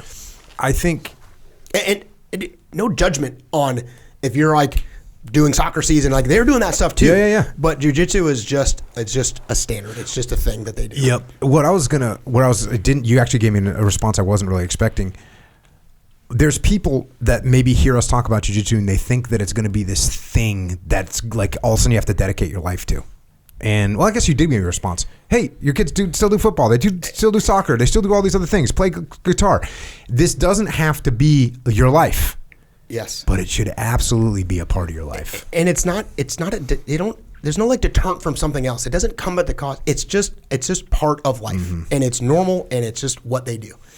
Do you know what a gift you're giving them? I have a small sense of that. When your kid is going to get picked on, and they're not going to get picked on. I mean, like they're not. They're going. First of all, they'll be able to avoid it. They'll have the confidence that people won't look at them like, oh, I'm going to pick on this kid over here. There's just that right there. Epic. Yeah. And here's the thing, just quickly. I guess I have a little bit of an advantage. I am closely connected to Jocko and Echo and like that world. But here's the thing. What Dave Berke is doing most days out of the year is just following the plan. Like the Warrior Kid books, like the plan is out. Like I'm not doing this. I was lucky to have the secret insight into some secret world that nobody knows about. Like I'm just on the path, just following the plan. And that plan is out there for everybody. The Warrior Kid books, just here's the plan. Everybody can do that. It is not rocket science, man. And I'm not doing some crazy mental gymnastics to convince my kids to do. We're just on that path. And it's a path that everybody can follow, dude. It's an awesome community. So yeah, I'm so stoked that they have that in their lives. Get your kids or your neighbor's kids or your nephew or your whatever kids around the neighborhood. Just give them the books. Give them the books. Best thing you know how much nicer it's going to be when that kid turns 15 and that kid is working out, eating healthy, doing jiu-jitsu. Instead of he turns 15, this is your neighbor, by the way. And the other kid, what? He's at home blasting music. He's getting in trouble. Cops are showing up. Like there's all kinds of mayhem going on. So don't let that happen. You know, let's just get the kids on the right path. You get that kid, square their life away. It's beautiful. I couldn't find my son last week. My wife and I could not find my son for like 15 minutes. On a day where like I should know where he is. Walk down into the gym. I open the door and he's doing push-ups. I didn't tell him to do push-ups. I didn't ask him or make him. I'm like, hey, bud. He's like, hey, look. He's like in the push-up position, looks over his shoulders, like, hey, dad. And I just like, see you later. Close the door. And I'm all like, I'm like super stoked. Yeah. He's just in there doing push-ups. Yeah. The path is out there, man. Freaking outstanding. Outstanding. Also, so yeah, a bunch of books. Also, we have Echelon Front. We have a leadership consultancy where we solve problems through leadership. When you have problems in your life, they're leadership problems. We can help you solve those problems by teaching you leadership, by teaching your team leadership. We do, obviously, consulting. We also have some big events. We have one coming up. It's sold out, though. It's sold out, right? Nashville is pretty much sold out. Nashville might sold. If you really want to go to Nashville, reach out. Snag a ticket. But do it quick. Do it very quick. That's 2 to 4 May. And then we have Dallas, 16 to 18 October. So if you want to come to one of those, they all sell out. So, and we sell out to a point now. It used to be like, we sold out. And then someone would call, hey, I got 4 people that really need to come. We'd be like, okay. Now it's like fire code scenarios. Yeah. And we already did the thing. Where we eliminated all the seats for everybody in echelon front, so no one has anywhere to sit. We're all in the back standing, or in the back of like tables with like packed in there. So there's nothing else we can do. So if you want to come to the muster, get signed up quickly. We also have the FTX. We have council. We have Battlefield. The next council is June 26th through 29th. That's up in the mountains. That is a total exercise in detachment. Are you going to that one this year? I don't know. We actually added a second one this year because the first one sold out. We sell them all, so we added a second one, and the second one's like halfway sold out. Okay.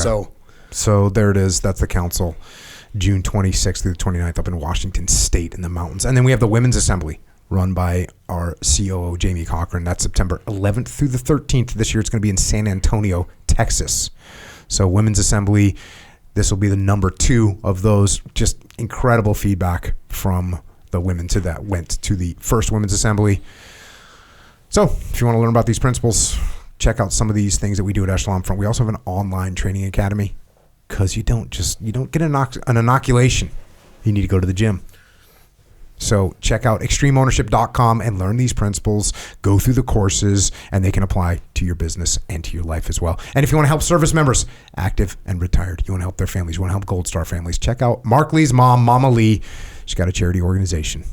It's an incredible organization. I know the people that she has helped. Well, I don't know them all, but I know a number of the people that she has helped. It's been phenomenal, providing the medical services that the VA doesn't give to veterans. And that is outstanding. And it really just dramatically impacts people.